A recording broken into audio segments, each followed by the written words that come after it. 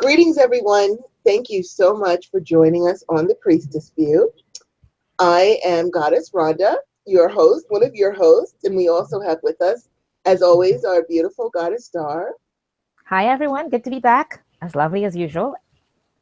And we also look at Goddess Rhonda looking at that beautiful dress. I love the color on you, the turquoise. Thank you.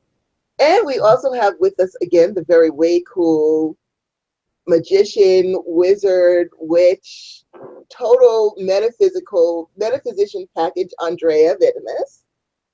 Well, thank you. You're welcome.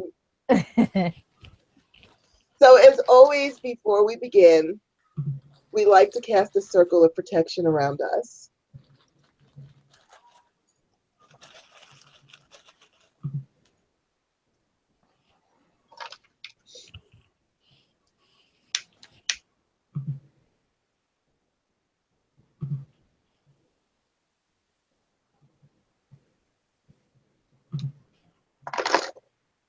All hail, our lords and ladies of the East, our brothers and sisters, our brother and patron, the sacred element of air, namaste. Divine honor, love, joy, peace, and respect to thee. I charge thee, please cause a barrier of protection through all of our walls that face your direction, from corner to corner and end to end. Let peace and protection reign herein. Thank you. So it is, so mote it be. So it is, and so mote it be. All hail our lords and ladies of the South, my brothers and sisters, my brother and patron, the sacred element of fire. Namaste. Divine honor, love, joy, peace, and respect to thee. I charge thee, please cause a barrier of protection through all of our walls that face your direction, from corner to corner and end to end. Let peace and protection reign herein. Thank you, and so it is, so mote it be. So it is, so mote it be.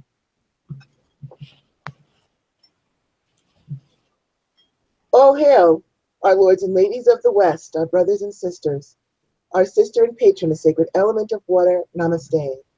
Divine honor, love, joy, peace, and respect to thee. I charge thee, please cause a barrier of protection through all of our walls that face your direction, from corner to corner and end to end. Let peace and protection reign herein. Thank you. So it is. So mote it be. So it is, and so mote it be.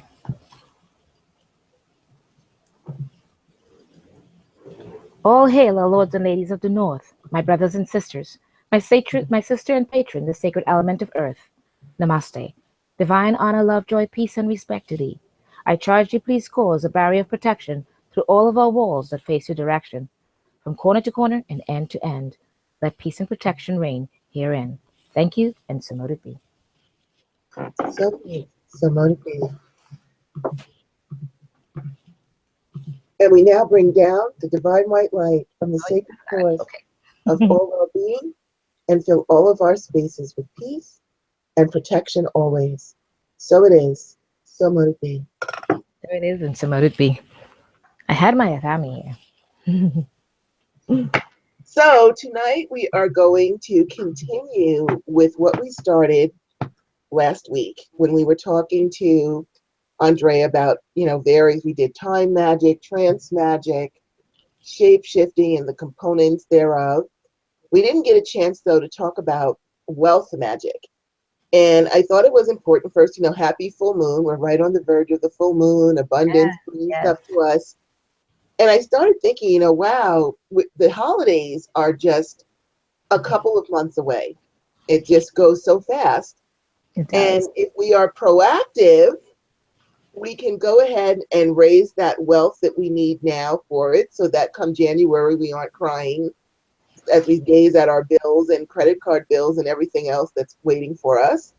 We can do something for that now. Or, if you just need to bring in some wealth into your life, your kids probably went back to school, you had to buy clothes and shoes and books and supplies and things like that. So you may also be at a deficit from trying to get all that together, or you may be in school yourself. College books are very expensive, tuition is expensive, everything's expensive.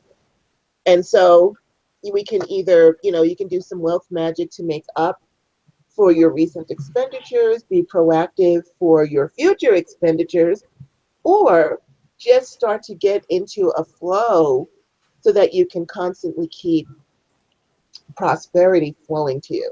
But just before we get to that, we did have a couple of questions left over from last week that we're just going to continue with. Just before, I promise you we're going to do the wealth magic. We just only have like 3 or 4 more questions, and then we can dive right in. All right, so when last we left off, we asked Andrieh how powerful our eyes are in shape-shifting and magic in general. But also we want to talk about how does our voice play a role, and if there's any kind of an exercise or demonstration we can try, Andrieh. Well, if you do any public speaking, you know that voice matters a lot, right? Voice can carry and project in ritual. Voice can overwhelm someone's psychic senses if it's done with power and intention before it. And we know when it's not done that way. If you've been at a ritual and people are just reading off of cards and there's no real motive force behind that, you can feel it. You know the difference. Right. And the reason isn't just because people are reading off the cards. It's because they're not in the state to project. So when we're talking with people that we really enjoy speaking with, or if you're talking to a salesperson who is really good, you can immediately see you believe that they believe they're 100% all in. And that kind of carries through with their voice. It carries through with the rest of their body language, but their voice, you can hear it. So if you listen to a radio show or a podcast, or not just us, like today, this is actually a video, so you can actually see more. But if you're listening, listen to radio personalities, voice has energy to it. The tonality of the voice, but there's also an underneath current, if you pay attention to it, that really pushes through. And I know a lot of people probably who are listening do a lot of Celtic magic. And Celtic magic, when you actually look at it, the limited historical roots we actually have, many of the spells come through voice. They're spoken out loud, and when they're spoken, they become the law or the reality, as it were. So voice can be a powerful tool in ritual that we often kind of ignore. And that also goes in the line of paying attention to what we're saying at the same time as what the energy is that's coming out. 2 different facets. Right, I agree with you. And there are some people, even though their voice modulation may not sound like, they may not, like this is the way it is, and project that out. Some of them actually, so I watch a lot of documentaries on investigation discovery, and you've got a lot of the interviewers, the journalists, they don't really put the famous ones, Tamron Hall and Paul Azan, they don't really put a whole heck of a lot of emotion. If anything, their voices are very quiet as they talk to someone. They'll say, well, whatever, when you found out that your sister was kidnapped, how did that make you feel? And they're saying it in what would seem like a very mundane way, but the power seems actually to be projected from themselves. Like there's a reason they got to be who they are. And that's right.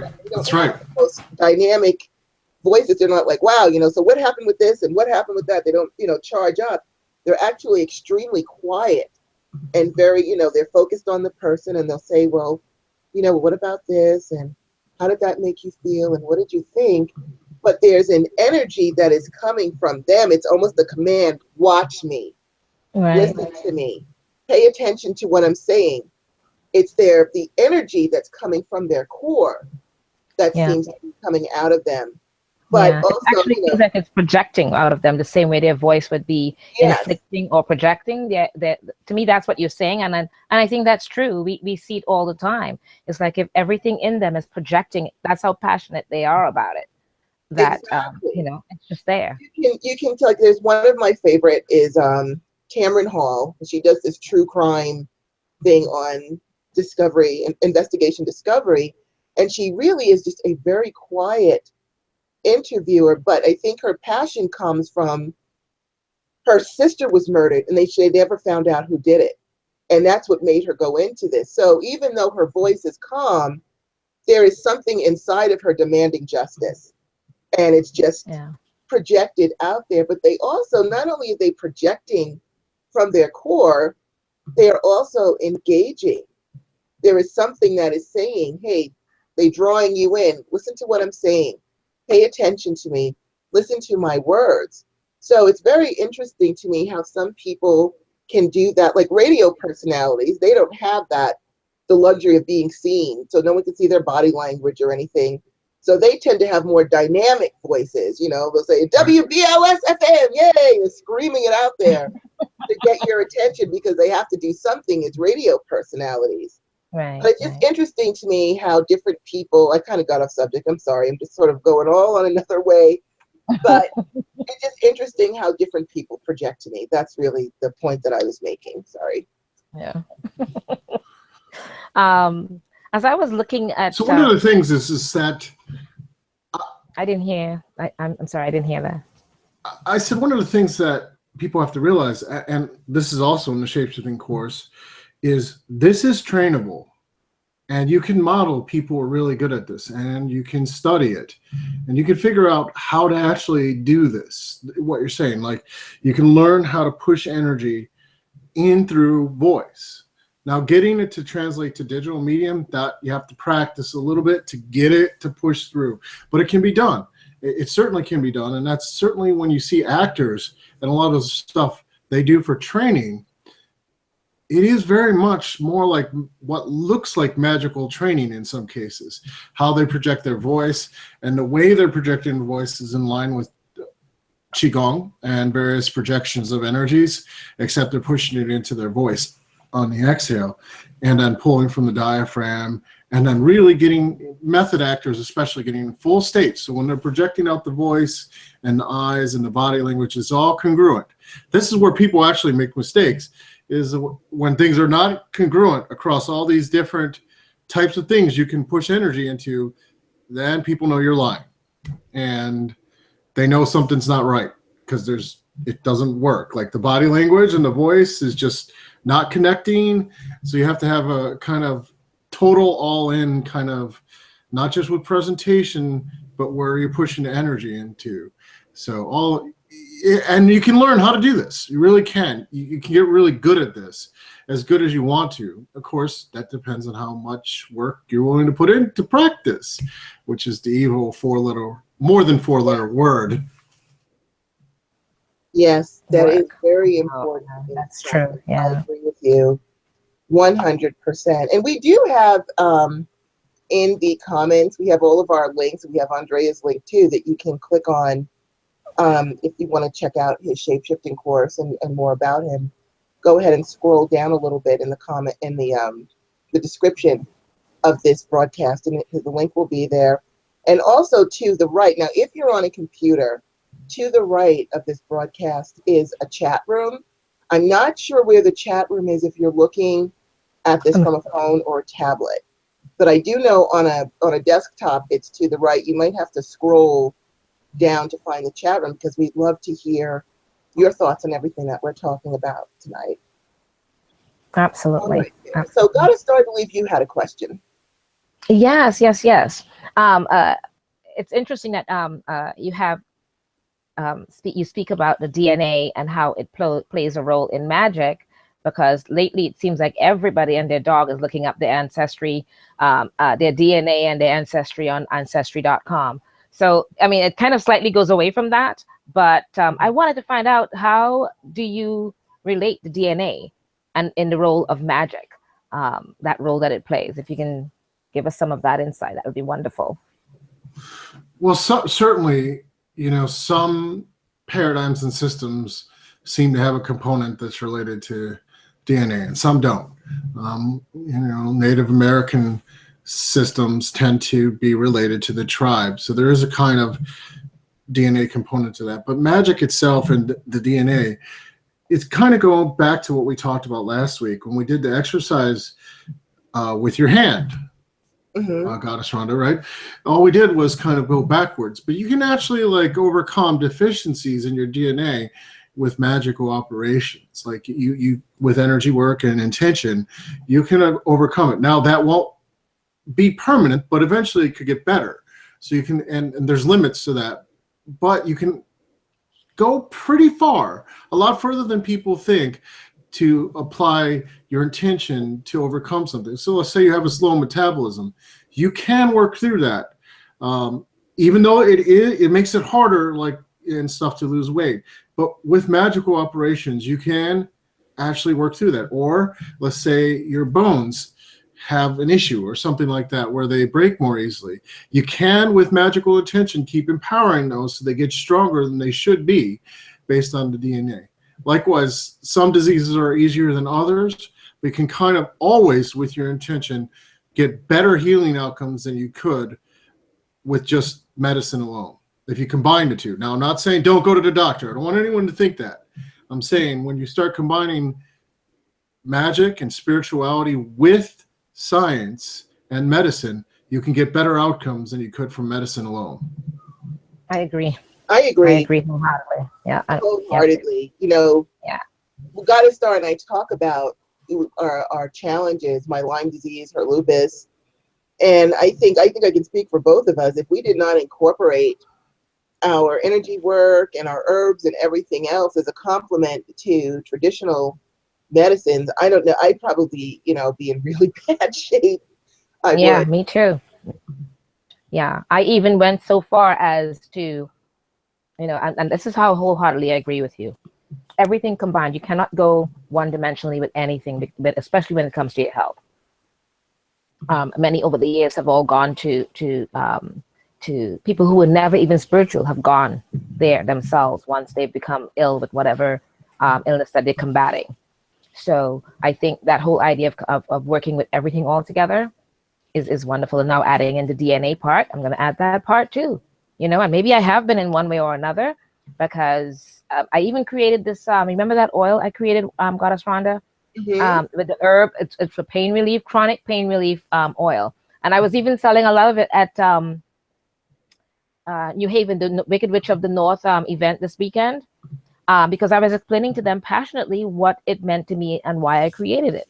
So all these things combined, I'm not just using the medicine and the science and all these things, I'm using everything all together. So I think that's a wonderful idea. I agree, absolutely.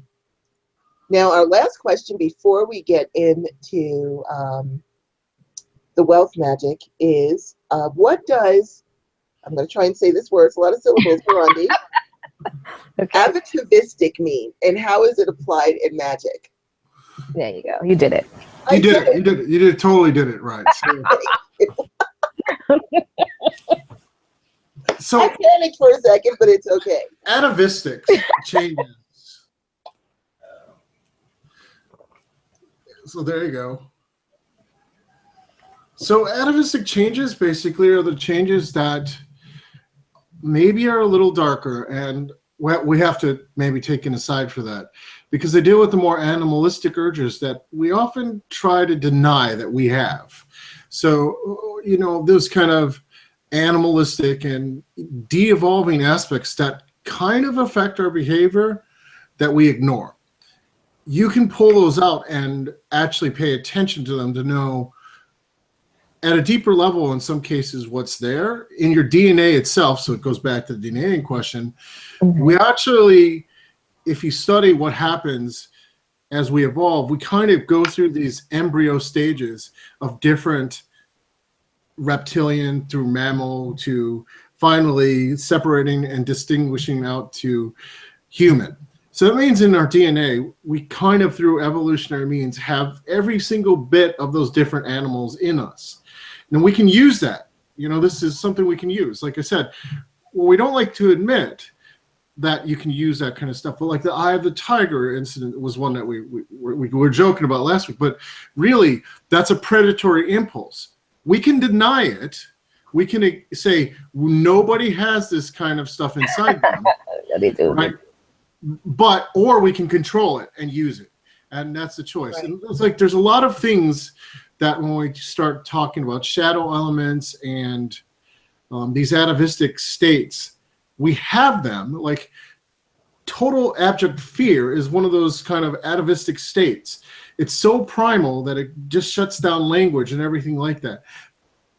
But what happens is if you are in a state where you're exposed to something like this, say something terrible happens, the person who has worked with that state previously is more likely to be calm and be able to just use that adrenaline rush and all that stuff to survive in a situation. And I mean, given some of the storm situations lately, this is really could be the difference, because you're used to it. You know what it feels like, and you can keep your head about you, even though you're going into these very primal states of being.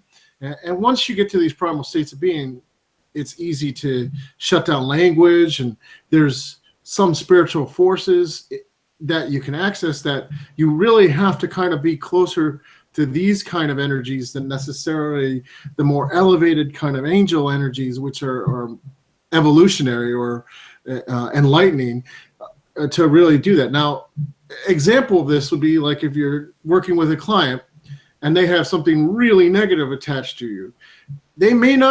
You may want to negotiate to try to get things out so it's easier, right? It's easier on the client, and it's easier that there's less problems. Well, you can't hate a spirit that's there and negotiate at the same time. That's like kind of a shamanic idea, but it's true. There's good spirits and bad spirits, and you have to be able to actually at least get partially in resonance with it to be able to ask it nicely if maybe you can come to a deal. Because if you're expressing nothing contempt, then it will express nothing but contempt for you.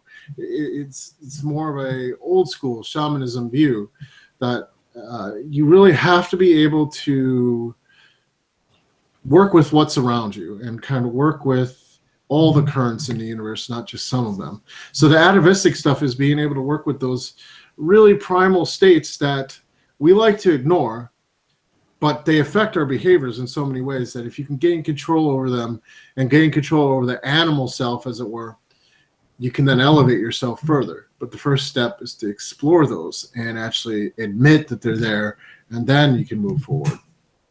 Wow, that's actually pretty true. And I think part of the things that you were saying, as you were saying it, I said to myself that, I think Goddess Rhonda and I have mentioned this in different videos or whatever, about people have a tendency to only accept the I guess they would call it the white witchcraft of themselves. I'm a white witch, or I'm a Wiccan, or whatever it is. In other words, they're refusing to see their dark side because they're not seeing it. They're seeing it as an evil side. They're not seeing it as part of their whole construct, that it's everything has to be acceptable. And if we don't learn to accept certain parts for what they are, they're not good, bad, or indifferent. It's a matter of seeing it for what it is. It's just neutral. You decide what you want to do with it. Yeah, something that's hidden, you can't do anything about. But something that you're willing to explore, well, then you can get in there and decide, does this need to be alchemized? Does this need to be used? What do we do from here? Yeah. I think it's important also. Integration, I think, is really important. Like Goddess Star and I have talked about it. She just mentioned, we've talked about many times, the people who are what I call the harm nuns. We can harm none no matter what. No matter what you do, we can't harm anybody. It's NG harm none. And right. I keep saying that is such a fallacy. There's no such thing as NG harm none. If you are doing, even let's say you're not doing any magic, let's say you're just going for a job. You need a job so that you can support your family. And you go in there and you're like, I'm going to get that job, and you make sure you look good and you smell good and your resume's together and you know what you're talking about, and you get that job. There are probably 50 people that didn't get that job and you did. So though they were harmed because you took the job that they could have had. Does that make you say, you know what, I better go in and resign tomorrow because, there's so many people that need this job and I took it and now I've harmed them? No, you're not going to do that, are you? I think some people might if they thought about it. And that's part of the problem. This kind of segues beautifully into the wealth magic discussion we'll probably go into. It does.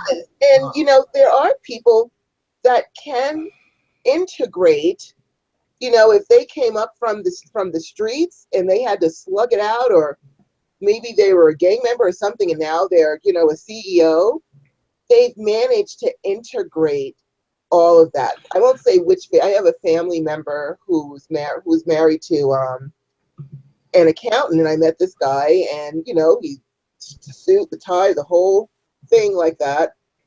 And I was talking to that family member and this person about an issue I was having with somebody that they were pissing me off, and I didn't know what I was going to do about it.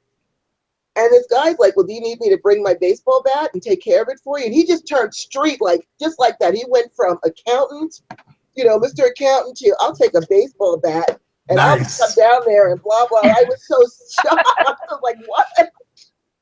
Very nice. Went right back to, and he said, when he was younger, he had a misspent youth. And, he had a lot of anger issues and things like that, and got into a lot of fights and a lot of trouble, but he straightened himself out, but he can go there just like that. And I like to think of that in a much smaller kind of a way. Here in New Mexico, I've lived here. I'm a New Yorker, and I came here 15 years ago. And I have to tell you, it was truly a test of my patience and my need to get things done now, and yelling at people and forcing my will to learning how to be patient and stand on line and wait and things like that, and smile at people and say good morning and how are you, and to follow along with the culture. I live in my New Mexico personality, but I can turn back into a New Yorker like that. And people are very shocked when you press my New Yorker button and New York Rhonda comes out. People are just literally in shock because they didn't know who New York Rhonda is. And New York Rhonda is a lot different than New Mexico Rhonda. And so, but I've learned to integrate all of that so that I'm always still New York Rhonda, but I've just added new layers and learned how to navigate down different paths, but I'm still New York Rhonda. So I think integration is really, really important when you're dealing with different personalities, and to recognize you can't be, everything isn't positive. There has to be balance. There's positive, negative, male, female, yin, yang. We need to get balance within ourselves. But there are so many people that don't want to recognize that dark part of themselves. Now, what do you think about this, Andrieh and Goddess Star?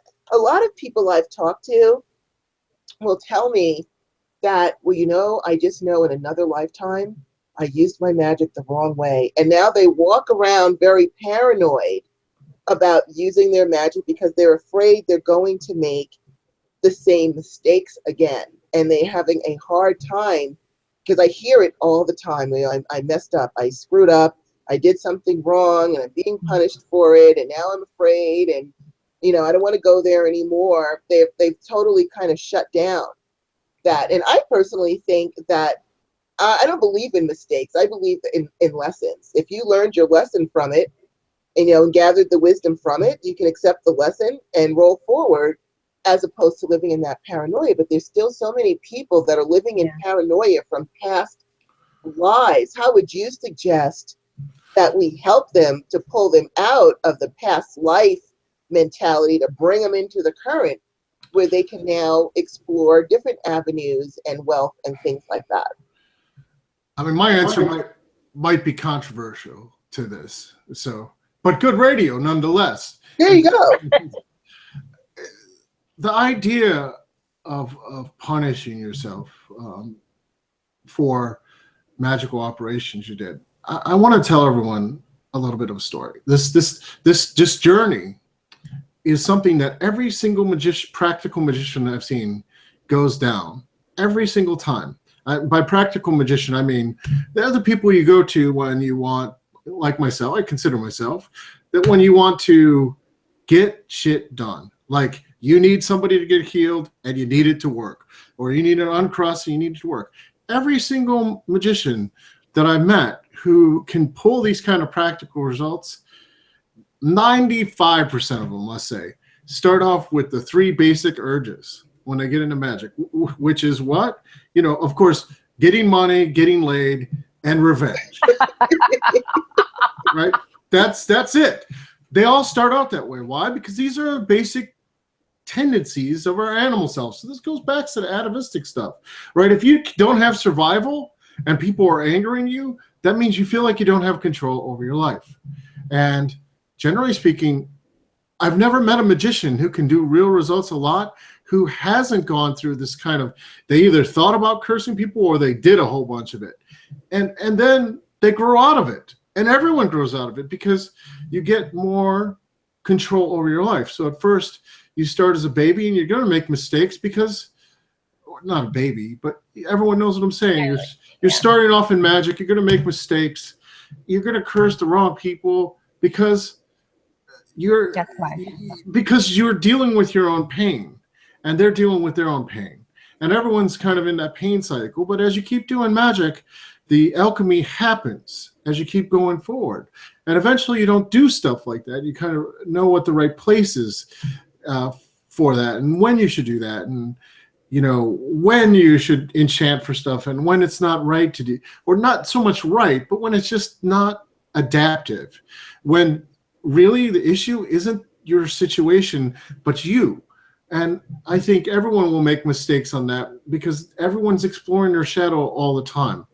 And they're exploring the unknown parts of themselves, and they come to the table with a lot of garbage, like, you know, from an abusive father, that wasn't my case, you know, to the situation, you know, their situations being rough, you know, and then we alchemize that. We keep moving forward.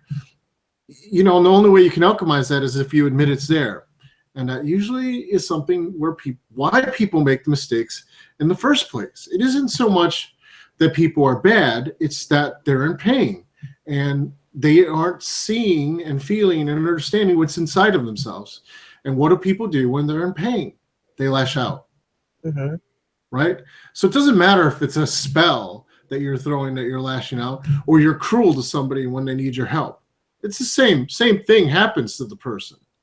Right? It's just a different method of lashing out. And through the process of magical development, spiritual development, that happens less and less and less. You start to, there's time for the martial energies. I won't say that there's never time for the martial energies. There's times when you need to defend yourself, but you can become wiser, as it were, about how you're using your energy and what is the right way to do spell work in an ethical sense. But no one has to teach you those ethics because you learn them, because you figure it out, and they're personal. So I don't like thinking of it as a mistake. I like the idea that they're lessons. And really the lesson here isn't so much that the universe will punish you. That's a misunderstanding of karma. It's that you will always be the one who punishes you for you when you're not listening to you. That's the thing that happens the most. When you're not listening to yourself at the deepest level, and you're like, I'm going to get my man back, even though you don't really want him back, or whatever it is, you know, and I have clients like this. I have to coach them. I literally have to coach them and say, you don't want him back. You kind of dislike him, or he's kind of gaslighting you all the time. Is this a relationship you want to continue? At first, the answer is always, yeah, I want him back. So you light the candles, you do stuff together, and you're miserable, right? And because you weren't listening to yourself. And that's usually what happens. That's when the mistake happens. And people are great magicians when they're punishing themselves. They will manifest exactly the punishment they are talking about because they're not showing self-love and self-forgiveness. And they will manifest it every single time if they put enough emotion and enough intention behind that punishment. Every time they'll be right about the punishment that comes their way. But that's because they're great magicians and they just haven't figured that out yet. Actually, you're so right about them punishing themselves, because a lot of them would say to you, I'm cursed. All these things are coming at me when all I did was da-da-da-da-da, so I'm cursed. Could you tell me, help me get that curse off of me? And a lot of what you just answered about learning to first the self-love part and all of that, because they themselves, they know the exact punishment that they need because they're doing it to themselves. And a lot of them, that I said, a lot of them are doing what they perceive to be the curse on themselves. Yeah, I mean, I think I think curses is a real good example. Like even on wealth, this goes right into wealth magic. We'll get there, but curses it's a great example, right? It's a great example. Like, yes, I will not say that in the occult and African traditional religion and conjurer communities that people aren't throwing spells back and forth. They are. But what really does that spell mean? Very few wizards and magicians, and if you happen to cross one of those who can do this, can actually cause you to instantly have instant bad, all kinds of stuff. What happens, like the physical manifestation part of the curses come later, after it gets into your aura, after it gets into your subconscious mind, after it's spreading and you're starting to make mistakes at work or whatever, and you're getting nervous and you can't sleep because it's getting in your head, it's getting in your energy system. Like there are magicians who can do that, but usually they have much more control, and you haven't paid them or you lied to them, or there's a reason, you know. But oftentimes when curses are thrown back and forth, it's relatively hard to get stuff just to happen in another person's universe. It's relatively easy to get them to believe that stuff is happening to them in their universe. Yeah, that's the part. That's the crucial part. I think that half the time, if you know or you think that someone's putting a curse on you, half the time, the projected thought that you are giving them, that power, that you're so powerful that you can do all of this to me, that half the time, you know, you've given them that loophole into your head. So now you've conjured that whole thing, and that's how it works. Yeah, it gets in your head, you know? yeah. And it starts spiraling around your energy and spiraling around your head, and you keep thinking about it, spiraling around energy. Well, you could, you know, eventually what happens is something bad happens. Yeah. Because your energy is there, and your mind is going there, and it's hard to get out of these spirals. This is like kind of what a cross condition is, but it's really hard to get out. You have to step out of yourself and kind of like, boom. And when someone actually comes in to clean you or do something for you, what they're doing is they're taking your energy and clean it in completely. And then basically, because your energy is cleaned, your mind doesn't keep going on it. Yeah. If people were actually doing banishing rituals every single day, or centering rituals, or qigong or yoga every single day, some sort of energy work every single day, they would get rid of that bad energy. Even if someone threw a curse at them, even if it's real bad energy they threw, chances are, unless they were really dedicated or really good, it's just going to be dissolved away through daily work. Yeah, absolutely. This is true. And I've been making some notes, and I want to bring up a couple of points. You know, I think it's excellent when you talked about, you know, when we were younger and we first got started and we decided, you know, let's go after the person who harmed us. You know, as we have spiritually matured and we're no longer that person, and I know I liken a lot of things to TV shows I watch. Like Gotta Star does her movies, I do my TV shows. And there was one of those talk shows where you could confront the bully that you had to deal with when you were a child, now that you're an adult. And there was a young lady on there, and when she was in high school, I guess she was, you know, she had a weight issue, and there was one of her fellow students would harass her mercilessly about her weight and made her feel just awful. And so now that, you know, 10 years have gone by and she's lost this weight and she looks beautiful, and, you know, she wants to confront this guy and show him that, you know, how great she looks. So they bring the guy out there, and she goes, you know, you really hurt my feelings when you did this, and blah, blah, blah. And I've had a hard time getting over it, but, you know, I've lost the weight and blah, blah, blah. And he said, you know what? I was a child back then. He goes, look at me. And the guy had to be probably like 50 pounds. Look at me. Look at my stomach.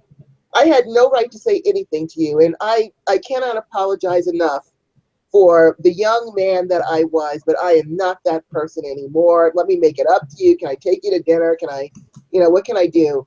Because I am so sorry. And that just sort of took the wind right out of her sails, because she was ready for a confrontation. And he was like, you know, mea culpa, mea culpa, mea culpa. And that actually, I was actually very proud of him for doing that. And actually the two of them started talking, and, you know, they were going to get together later. we do spiritually mature. You know, if you did something ridiculous when you were 10, you're not 10 anymore. You might be 50 now. There's Yep. no Yep. point in constantly keeping your eye on the rear view mirror, because if you keep your eyes on the rear view mirror, you're going to crash, and you're going to keep on crashing. You've got to look forward. You know, if you want to look back just to see or to remember something, and then you go forward again. So that was one of the things. And even with spiritual maturity, a lot of the things that I will tell my clients who will come to me, because like you said, the first thing that comes out of their mouth is, there has to be a curse on me. Everything has just Yes. has gone wrong, and this and that. And maybe there is a curse on them. But before we even, you know, we'll determine if that's the case. Maybe they're going through a bad astrological transit. Maybe there's other things going on. But I find that the biggest thing that's causing them the most problems is they wrap themselves up in this victim mentality. Somebody must be hexing me. Somebody must be hurting me. Somebody's Yeah. got to be doing this to me. You know, look at, I've had to go through this. I've lost my job. I've lost my house. I've lost my kids. I've lost my money. I've struggled my whole life, and nothing I do goes right, and blah, blah, blah, blah, blah.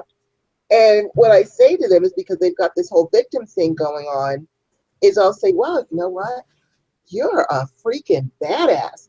You have been through all that, and here you stand before me, still strong, still ready to persevere, still ready to fight the problem. You are not a victim, you're a victor.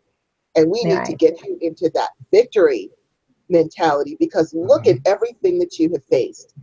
And you have still managed to keep a roof over your head. You still managed to, here you sit before me, prepared to learn how to change the situation. So you still kept your mind going. Your sanity is still intact, at least mostly there. You're a badass. You are a testament to victory.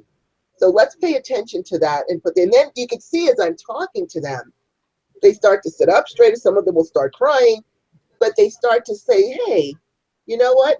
I am strong. You know, I did, wow, look what I did. Look what I did. I Yeah. did this. I Yeah. survived this. Yep. They did. And They then did. I remind You them know. that, you know, in the spiritual realm, to me, is the same as the physical realm.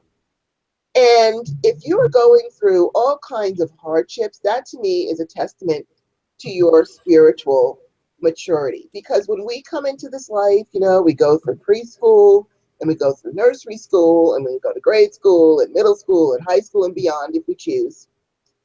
Every time we go up a grade, those lessons don't get easier. They get harder and harder and more challenging as we go up the education scale. Your past lives, if you have gotten to the point where you are this challenged, you've been around for a long time, and you have survived along many, many lifetimes, which means you still have those skills to pull upon and use in this lifetime to keep you rolling.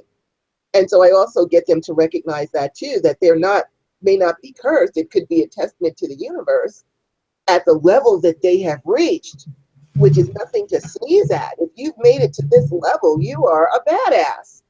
And so by getting people into that victor mentality is how I start off. And that, from once we get to that point, then everything else goes more smoothly.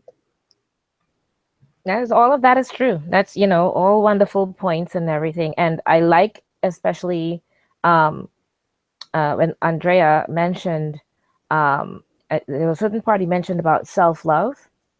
And to me, a lot of that, with everyone, with the curses, with the different things that they feel about themselves, to me, it all begins at self-love. They are human beings, and speaking to a lot of my clients, a lot of them can do a lot of different things. You can talk them through the badass, you can talk them through a lot of it, but they have the hardest time working on self-love, just loving themselves for who they are. They cannot see themselves as that badass or as that or anything else, because they're so busy with the self-hate. And they're not going to admit it. They're not even realizing it, first of all, to even admit it. So a lot of that is based on a lot of that. And when you mentioned that, it made me think of that. So thank you, Andrea. I really appreciate it. And so did Goddess Rhonda, all the wisdom you guys are imparting. Well, you know, that just now we are segueing now, definitely, Yes. into wealth magic. And one of the things I wanted to, because as we were just sitting here talking, I realized something. Sometimes things will just pop right in my head, so I'm just going to let it out there. And feel free to do the same. If things just pop in your head, by all means, say it. But I was thinking about wealth mentality, and we're going to talk a lot about that. And I just realized, we were just talking about people that they're afraid and this and that. You know, if you learn to use your emotions in your magic. I talk a lot about that in my book, You Are Not Broken, using your emotions in your magic. It just occurred to me, because a lot of times you will hear people say, and I've said it myself, you know, how is it that these dastardly type people will continue to grow in wealth, and the sweet, kind people that I know are struggling or having a hard time, and why is there such an imbalance? It just seems like bad people get more money and nice people get less money. And I just realized that, you know, your emotions play such a role. A lot of these rich people, what is their biggest thing in their mentality is fear of losing their money. They are so afraid of losing their money that they will do anything to get it. That I need this money, I need this money. That translates into your emotions saying, I need this money, I need this money, I need money to constantly come to me. I can't live unless money is constantly come to me. How am I going to live? How am I going to do this? I need money to constantly come to me. And I think, you know, we're going to talk about the importance of emotions in our magic, but how do those people, they're using that fear of losing their wealth to use as a form of magic to keep that money coming, because it's like, it's about need. I need to keep my millions. I need to keep my status. I need to keep my mansions. I need to be able to have this. I need to be a billionaire. I need this. And so here comes the money flowing right to them. And I think that a lot of us as metaphysicians, we might say we want all this money, but if we aren't feeling the need for it, it's just, it may not be translating. What do you guys think about that? The need factor of magic. I think, having met a few millionaires in my MBA class, they have a very different understanding about money. Everyone needs money, so there's always a need present. Where they actually, so like you can enchant to need, and that's part of the problem. Like you, based on your energies, you could enchant the desire for money. The difference is the people who are generally millionaires assume the money will come to them. They need it, but they already aren't worried. They're not necessarily so worried about it. They just assume the money will be there. This is a radically different mindset than the poverty mindset a lot of people have. Like they assume the money will be there, and it is all the time. Yeah, they need it. They want to keep expanding, but it isn't so much necessarily the money that they look at, but they start thinking about what they can do with it. Like, as in, like when you get to a certain point, you know, what are you going to do at that point? If you've been given a fortune, so there's different types of wealth. We have to start from the start. Different types of money too. If you inherited a fortune, you could just blow it, right? You don't care. But if you've worked up to it, you have this assumption that, you know, things will just turn out my way, and you keep coming up with ideas, not necessarily about the money, but it's ideas that solve problems. And that's mostly how a lot of entrepreneurs who actually make it seem to have that mindset. So we can follow that mindset. Unless you've been born into the money, you can't assume the money will just come to you because you got it from your dad or your mom. So, but entrepreneurs are pretty interesting. The more, if you often study entrepreneurs and people who've made real wealth, sometimes they're like Bill Gates, where they started out pretty wealthy to start.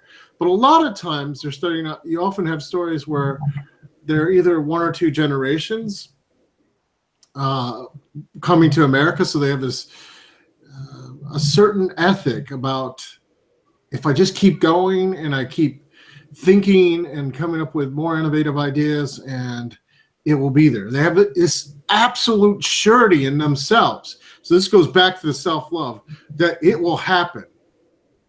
And they'll keep going. It doesn't matter how many times they fail. They can fail in 5 companies, and the 6th company is they just get on that horse and they don't care. Of course, that is not to say they don't adjust what they're doing and learn from the mistakes, but they don't let it hold them back. They don't stop themselves. They assume it's going to be there, that it's just a matter of time, and this idea will work, and they pursue this with a level of confidence that seems supernatural at times. Like that, if we could mirror that, anyone could be there. I plan 5 years I'll be there. So I'm working on it. But the thing is, metaphysics often teach us an idea from the start that money is evil. And oh, that drives me nuts. That's a tough one, because that's a cultural artifact that is well conditioned in the Western magical culture. I mean, you can look at this and seeing this in the Golden Dawn, and it comes through various flavors of Wiccan beliefs. That literally, this is a belief that was actually propagated for many, many years, and certainly is propagated in various, Western ceremonial magic, in Christianity, even Buddhism sort of has this idea of poverty consciousness. Yep, absolutely. That affects everyone. Like, you have to kind of understand where that's coming from, and that those cultural impulses affect you, in many ways. That is a undercurrent that, when you're studying spirituality, probably goes back all the way to Descartes and before that, and it's tough to get past. You have to do a lot of self-work to understand, I'm not evil because I have money. Because money isn't in itself evil, it's just a thing. It's like any other energy, as it were. It allows you to use it. Now, how someone uses money can be very evil, that's for sure. But you don't have to do that. You could choose to use your money to, say, there's a restaurant in Cleveland that only hires felons. Somebody decided to use their money to give people a second chance. They literally have millions of dollars in this restaurant, because trust me, they didn't just start a restaurant for $10,000. It's a very high-class restaurant. They chose to invest that money to give people a second chance. There's all kinds of ways that if you have more resources, you can decide to be a better implement in the world. And just because other people who have wealth and money have decided to do things that may be destructive, doesn't mean that you have to. It's very possible to have a great idea that helps a lot of people, that makes a lot of money, that is actually very helpful. And you can do it ethically as well. And that's kind of a root problem, is because we automatically assume that is, well, we literally have a statement that says that's the root of all evil. Yeah. Well, where does that come from? See? Yeah. Why is it there? We've got some comments I just wanted to share with you in the chat room, Andrieh, because everybody just loves you half to death here. So we've got No School Like the Old School, who is greeting us, and is so happy that Mercury goes direct tomorrow, which is good, but don't forget we've got the post shadow, which doesn't end until the 19th, so we're still not out of the woods yet. We've got Loyalty Makes You Family. Say hello, thank you for your teachings. No School says, excellent teaching on the Atavistic. Loyalty Makes You Family says, yep, she's the same way. And Nate, who is No School Like the Old School, says, Andrieh has laid down some heavy honesty regarding our younger days and cursing such truth. I cannot tell you how many times I've thrown the bones for folks asking about their money, and they don't keep a budget, they don't save, they don't track their spending. You can't use magic when the mundane is missing. That's an excellent point, too. You do have to put the practical things into it as well. You can't just say, okay, I won $1 million or whatever, and then just sit there and hope it plops in your lap. You have to, take action. And you know why people don't do that? You know why people don't do it? It's because it's evil.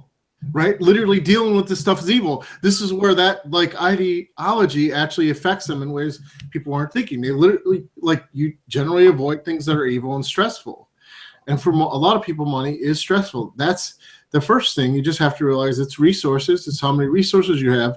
And that is probably the first key to wealth, at least getting more money, is to realize this is a resource, like your time is a resource, you know, like how much food you eat is a resource. It's like how much gas is in your car. It's in the same class as that. I know that desexifies money a little, because now it's not demonic. It's not evil. But if you think something is evil, that affects you on a subconscious level. You're going to avoid it.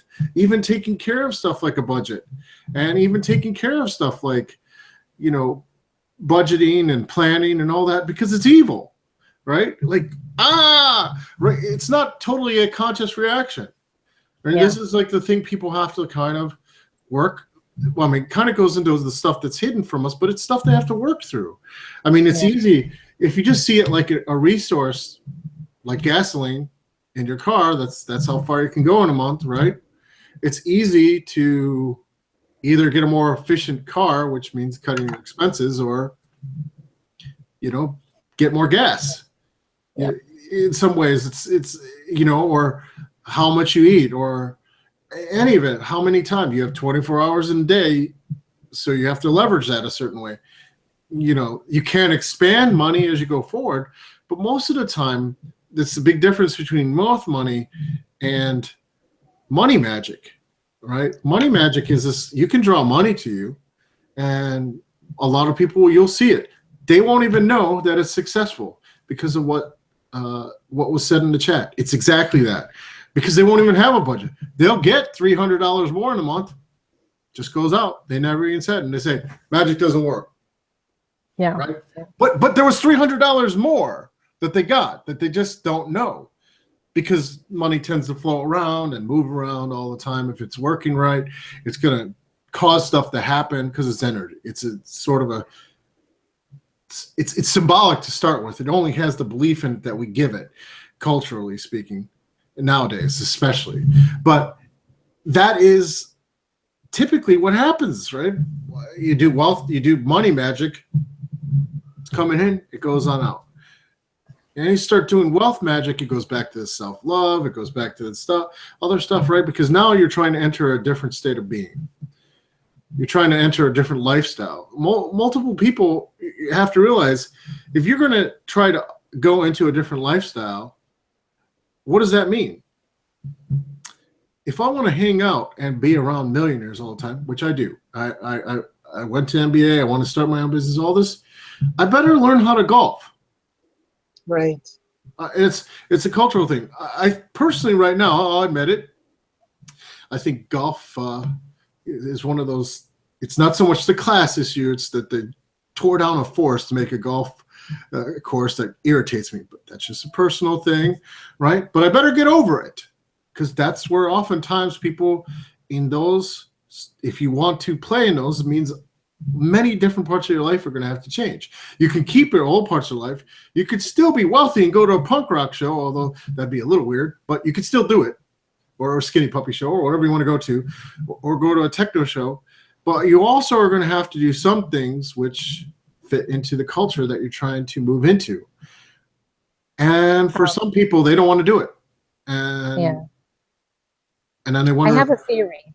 I've always had a theory in my head that this whole thing about money and the evil of it, the root of all evil, the different things, and the acceptance of it for what it is, that, but first of all, majority of us has come from some sort of a traditional religion, meaning Christianity or Catholicism or something like that. And whether they go by the Bible or their prayer book or whatever it is, a lot of statements are made in there about money in a negative fashion, programming. So from their programming and other programming that people have done over the years, people actually believe it. And when people admit to being either a magician or a witch, they transfer a lot of that over and unconsciously, I think. They transfer a lot of that whole Christian mentality with it about money over into our craft or our magics without realizing it. I'm a witch now, but that does not change the programming of money and their belief and concepts of it. So then they take it and they bring it here. And even down to that monkhood, or like you said, with the Buddhists and different things. Those were concepts that basically said if you were basically a poor person, that's how you became more spiritually higher and your vibration were raised higher. And none of that is necessarily true. It means that that works for some people, but it does not work for everyone. And no matter what they say, even the Buddhists in that temple, for them to have their basic needs to live, it had to have come from somewhere. It doesn't arrive. Exactly. You know, it does not just arrive. So money is on some level being passed around, but yet it's evil. It's the root of all evil. It does not make any logical sense. Now, I was going to say it doesn't. And I can guarantee you none of our pagan ancestors from any of the pagan traditions believe that. In fact, almost certainly the more Christianity anyways. The more cattle you had, the better it was. If you were into or llamas or sheep or whatever it is. That was literally wealth. If you study runes, Fehu is literally sheep. It's wealth. It's literally for both. Right. How much they had in crops and animals and all of that was your wealth. Because that was the trade back then. The trade now is physical cash, money. And that does not change. Your wealth still is based on what you have to work with. And I think some of this comes from when people look outside themselves, and they see such bad things happening with some of these huge corporations. And I think they look at that and they say, yes, it's a natural assumption, wealth is evil. Yeah, well, but a lot of people that have corporations do so good stuff, right? Yes. And that's the thing. We can go ahead, Rhonda. I just wanted to interject a couple of things in here, for things that we're talking about. First of all, as many of us were raised in traditional religions, and I came up in the Baptist church, where the ministers scream at you from the pulpit. Now they're more talky, but back then it was fire and brimstone. Your life script starts when you're a child. And so when you're hearing this man, first of all, you have to look at even all the accoutrements of a church. You're sitting down there, the minister's sitting up there, which already giving is like, they're already higher than you. They've got on their special robe and they're up there. So they've got this look of someone who's importance and authority. And they're screaming down at your little child, barely, developing subconscious. Money is evil. You're evil. In fact, not only is money evil, you're evil. You're a sinner. You're always going to be a sinner. There's nothing you can do about it. It's only by the grace of God that you're allowed to exist. If it wasn't for you, Christ would still be alive because he died because of you. And you've got this screaming, the guilt, the punishment, your little budding subconscious as your life script is growing. And that's why it's not that easy to get out of it, because it was cemented in when you were a child. Sunday after Sunday, if you were dragged to Sunday school before the service, you had it there. And then if you had to go to Wednesday night Bible study, you had it there too. It was a constant reminder to your little child psyche. So it's not like you were an adult that could say, oh, you know what, screw you and your stupid, ideas. That's not true. You were a little kid listening to the voice and watching someone who appeared to be this huge spiritual authority. They had this big cross behind their head with Christ hanging from it. And they've got their robes on and they're screaming down, looking down at you. Your little baby psyche is listening and absorbing all this and beginning its writing. The scribe of your soul, of your subconscious, has started to write your life script. And that is why so many people have a hard time getting out of that mentality. And so that's there's one little thing. Hypnosis comes in, and it's not that you can't do it. We can retrain the subconscious, but I wanted to bring that up. And also, I deal with people who are of many faiths, including Christians. And I have a very staunch Christian who comes to me, for healing work and things like that, and wants to know she needs prosperity and things like that. And so I said, well, you know what? I'm wondering if there are like biblical passages or things that I can give her that can work within her soul. So I just Googled, Bible passages for prosperity. And I was shocked because no one talked about this in church. All I heard was how evil it was to have money. But, I just wanted to bring some of these up because these are what I sent to her. One of them is Psalms 112. Praise the Lord. Blessed are those who fear the Lord, who find great delight in their commands. Their children will be mighty. The generation of the upright will be blessed, and wealth and riches are in their houses. So I was like, you can say this one, and then you ask for the money. Then they've got Ecclesiastes. Moreover, when God gives someone wealth and possessions and the ability to enjoy them, to accept their lot and be happy, this is their gift from God. And then you've got 2 Corinthians, and God is able to bless you abundantly so that in all things, at all times, having all that you need will abound in every good work. Then say, I decree God's grace is abounding towards me, and I have sufficiency in all things and around in every good work. So actually, there are plenty of Bible. This is just 3 of them that I found. There were a ton. And so the Bible actually does talk about how to have prosperity and how to bring it in, and that it's okay to have it, that it's a gift from the divine. Yeah, but they didn't bring it up at all. What I was taught when I was a kid in church. None of us were. Nothing but negative about that. But I wanted to explain, because some people are like, why can't I get out of this mentality? If that's what you heard when you were a kid and that's what's ingrained in your life script, that's what it's created, that's why it's harder, and that's why you probably need some hypnosis. And all of us here are hypnotherapists. Yeah. I need that hypnotherapy to get you to retrain the subconscious. I wanted to bring that up because I know what it felt like sitting in the pew. And plus I'm an empath, which makes it more crushing to me to hear all this. I'm already empath, I'm a Pisces, I already have a guilty conscience anyway. Now you're telling me, oh my God, if it wasn't for me, Christ would still be here, or he wouldn't have died, and it's all my fault. So I'm already walking around saying, I killed Christ. Yep, I did it, because I'm a sinner. I killed him. We put the nail in the cross and all the different things. It's all my fault. That's what the minister said. And that's what you walk around with. I might not be consciously thinking that, but my subconscious believes it, because that's what I was taught, and it was accepted because I was just a child. I didn't have the reasoning developed, part of my brain developed, where I could discount whatever anyone was saying. And so I wanted to bring that up. So if you're having a problem dealing with that, that is probably the reason why it is so entrenched in your subconscious. That you need to see a hypnotherapist to help. It's so funny. I used to remember thinking, I wish I could go back and take some of the nails out of him from in the cross and all those things. As a little kid, I used to remember thinking, I wish I could go and help him, go back and do that. Yes, I mean, all those things that help him off the cross. I always figured I could sneak back at night. Yes, and go and get him back or do something.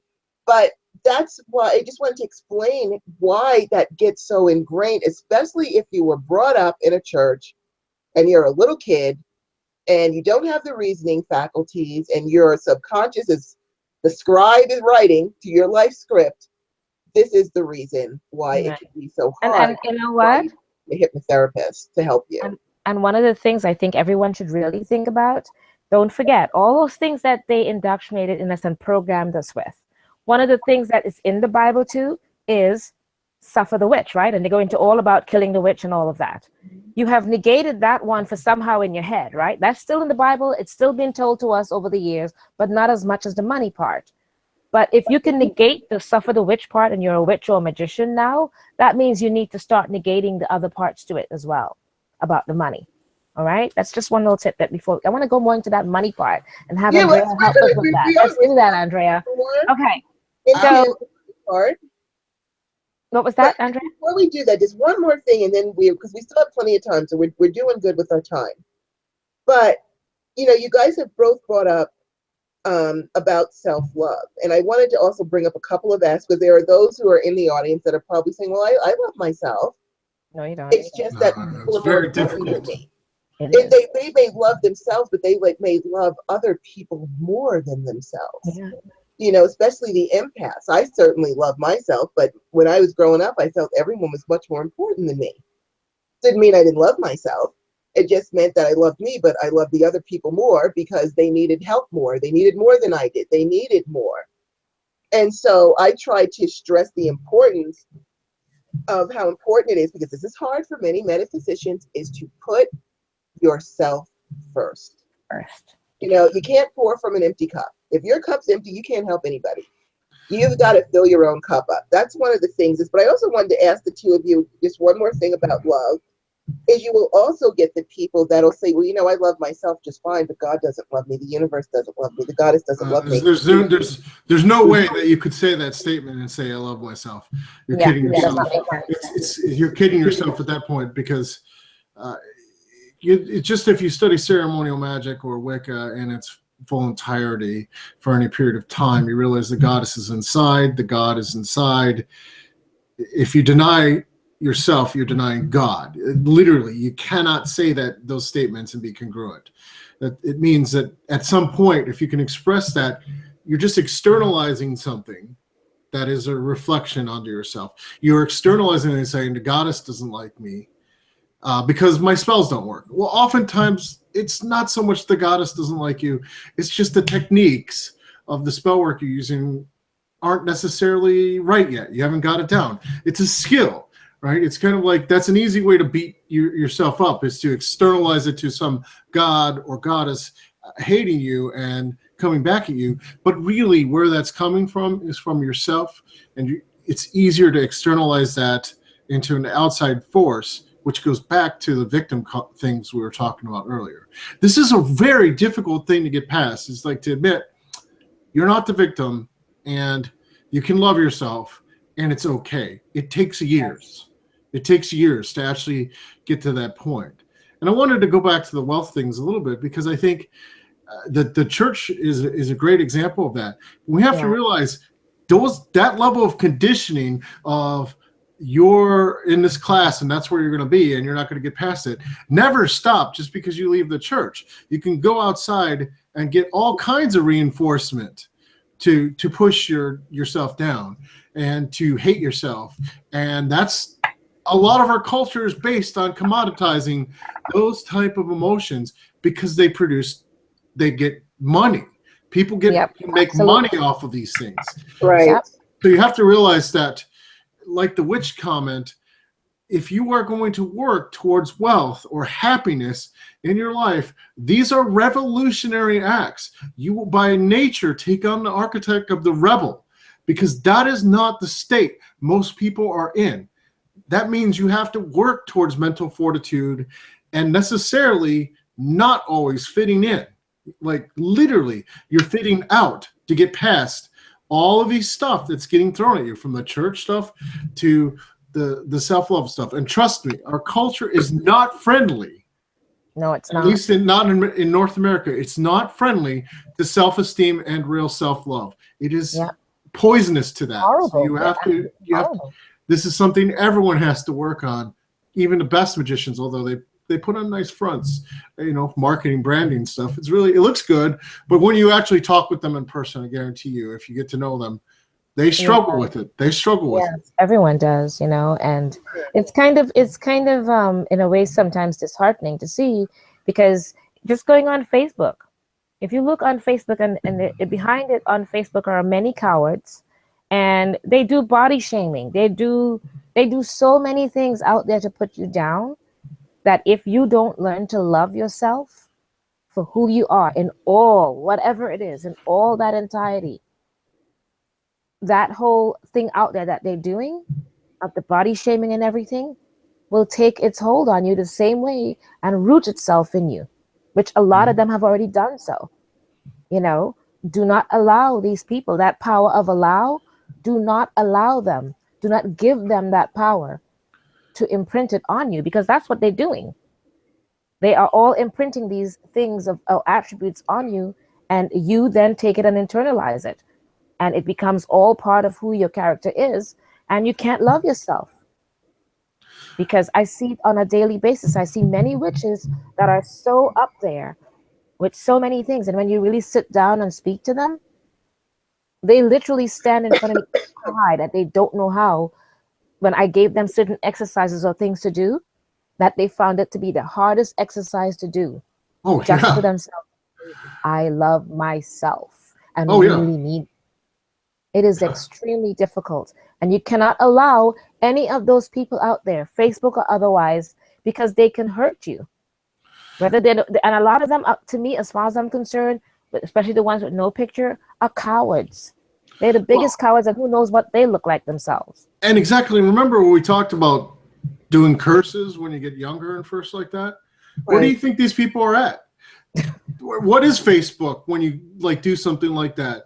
People think that when you're expressing a verbal comment like that, that's hurtful.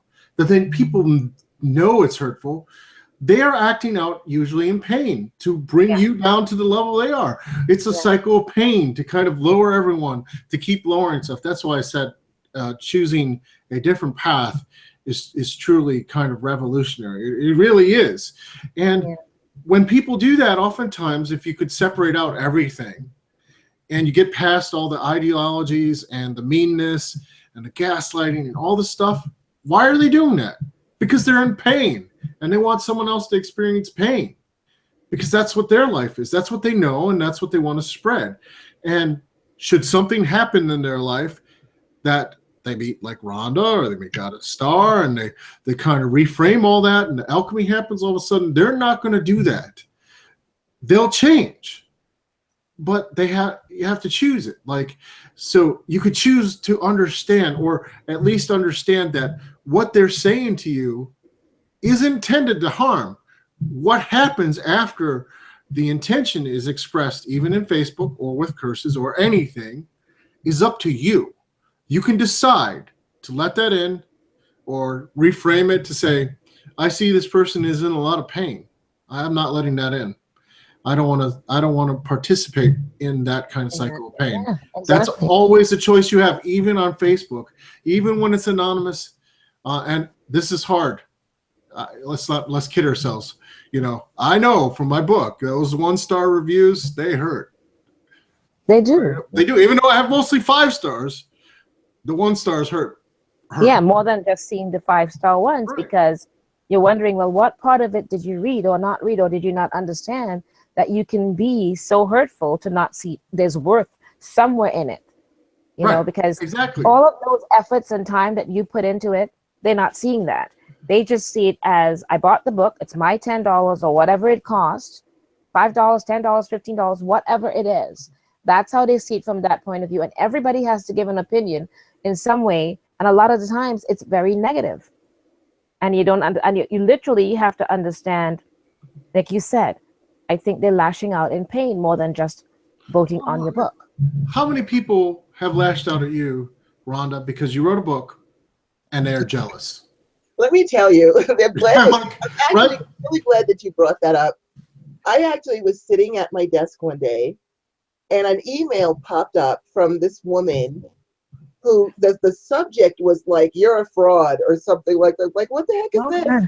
So I'm looking at this email and she says, I just bought your book and you didn't take the time to edit it totally. And it's because of that, you know, people like you that make the world a horrible place to live in. I'm like, well, wait a minute. Oh my gosh. You're not complaining about the content of the book or what I said. You're angry because I left off a period or a comma or something. That's right. I spent all this money and you couldn't take the time and blah, blah, blah, blah, blah. And I'm like, okay, here's someone who obviously has some serious challenges, but I'm not going to take that on. I said, listen, you know what? Why don't you go ahead? You know, we'll refund the money, send the book back. I don't want your money. You know, I honestly don't want it. And she goes, well, I can't because I got the Kindle book and you can't return Kindle book. So I looked it up that you can return a Kindle book. And I sent her the link. I said, here's the link. Please return the book and don't bother me. Well, we don't have that option. I'm in the UK. I was like, okay, you know what? We're done with this conversation. I hope you get some help. Don't bother me again.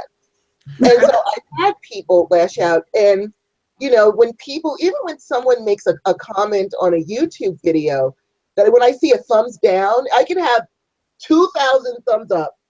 And that one person put them. I know.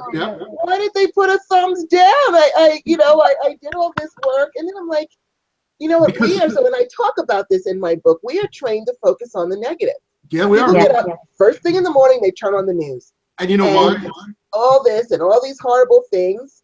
you know, the negative, the negative, the negative. I'm not focusing on the 2,000 thumbs up of people like, yeah, good job. It's just that one little something that really, it hurts my feelings.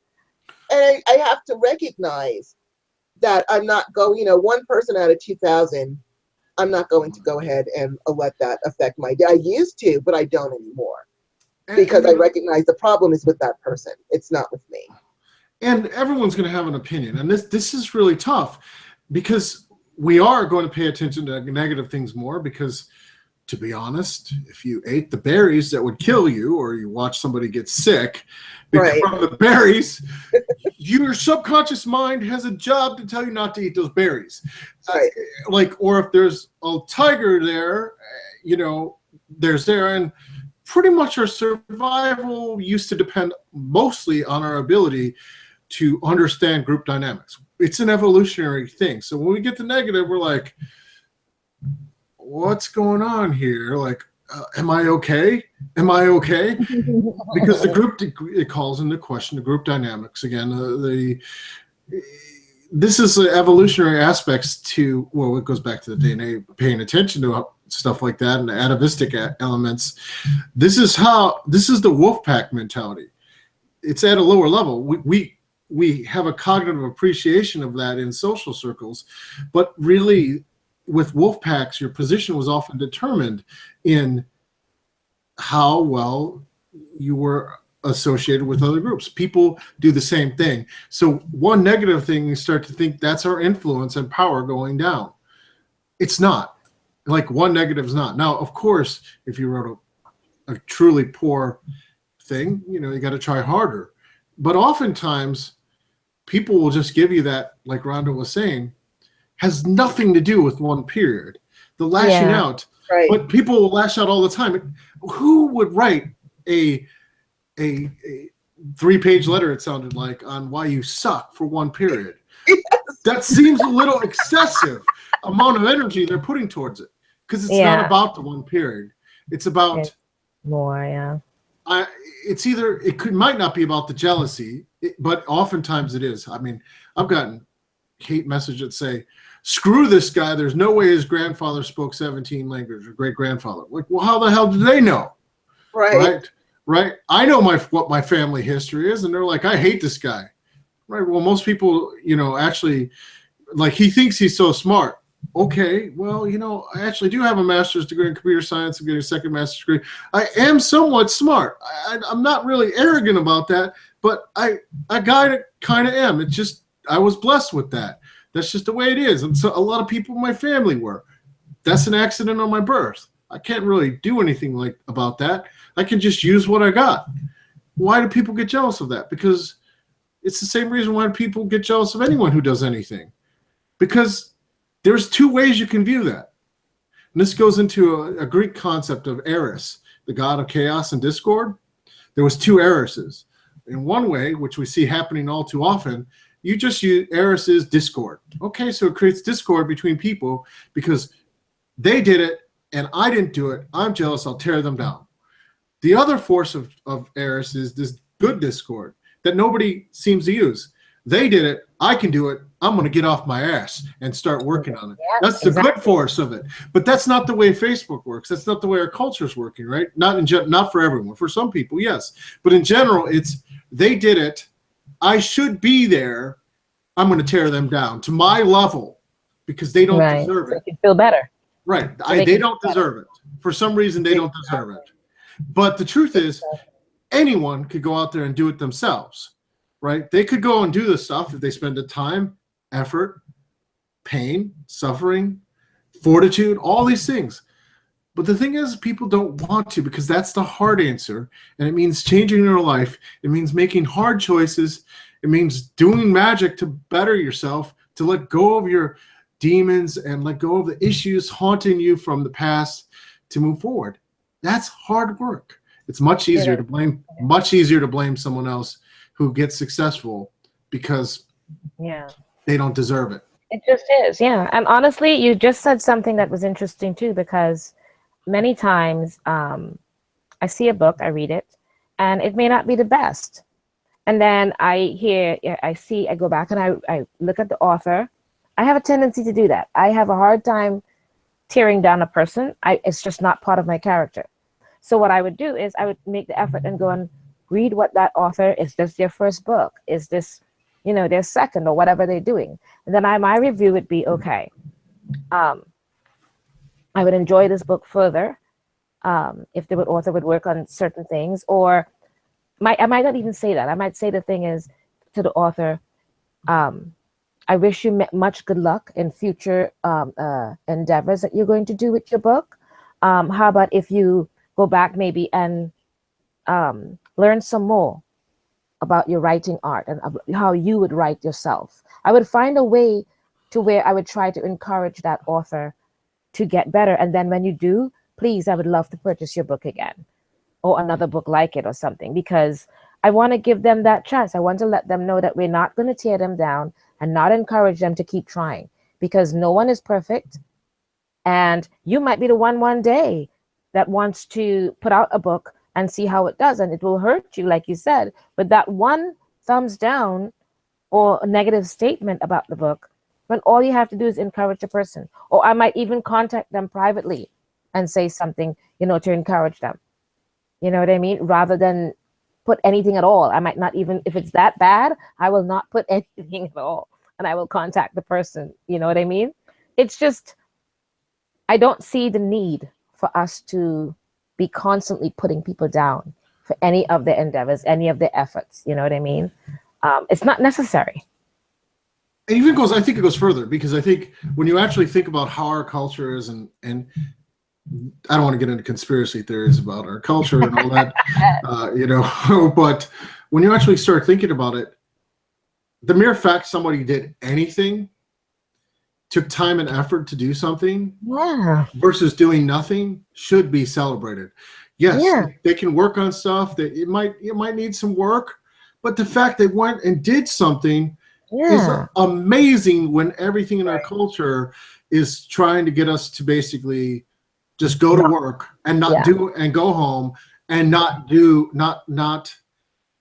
anything else, not do anything that are within our dreams. Yeah, not within our dreams. So I have a lot of respect, even if someone is going out to a poetry night and it's maybe not the best, they don't get better because they are doing something that's within their dreams.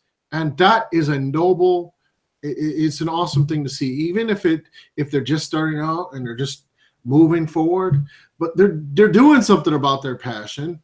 And that is something that we could learn to celebrate a lot more in other people, and would find our life would spiral upwards instead of downward a lot sooner. Yeah. I agree. If someone puts something out there, I've read books that weren't edited the best way. I'm not even interested in the editing. I'm interested in the content. If there's something in there that can help me, I don't care if you misspell every single word. It means nothing to me, because I always get something out of it. And so, I've learned, and it's taken time and work. I don't want to pretend I was just born this way. It's taken a lot of time, work, and effort to recognize people have a right to their opinions. People have their own issues, and I'm just not going to take that on, whatever. I'm going to focus on the good things. We've got a lot of comments here in the chat room, so we're going to do that. A quick second, and then we're going to actually talk about some spells before we get back into our round table, because I do want to throw in some spell work and things that people can do so that they're walking away with some tools. Okay, let's see. We've got loyalty makes you family. That's what I'm struggling with, is how to make a business that has a real change in the world. We have Seraphinic Seraphim, who says, I'm having a hard time getting small amounts of money. How can I get my spells to work? We're going to talk more about that. We've talked about self-love, examining how much you love yourself, your own feeling of self-worth to get that money, self-healing or healing that you need to do on yourself if you're having issues with that, and learning to focus on the positives in your life. So we're going to keep talking about more things that can help you. We've got loyalty makes you family. Yes, I didn't realize how much programming I was carrying until I got confronted with it recently. It's the truth. No school like the old school. Preach it, Goddess Rhonda. That's right, Nate. We're going to have you up here preaching next week. Yep. Loyalty makes you family would actually make me faint as a kid. Are you talking about being screamed at from the pulpit? Because I can totally dig it. And Yes. yes, it blows me away how much conditioning is constant in the world around me. And it's true. It is very, very true. And so let's, take a quick moment, guys, and talk about effective spells that have worked for each of us, something that helps that we can share. And then we'll get back into our roundtable about how to develop a wealth consciousness, what causes the poverty consciousness, because the consciousness has a huge part of the spell. You can't just take a spell and say, okay, I've got my candles, I've got my herbs, I've got this, I've got that. I'm going to put it together like I'm going to make a cake and ta-da, it works.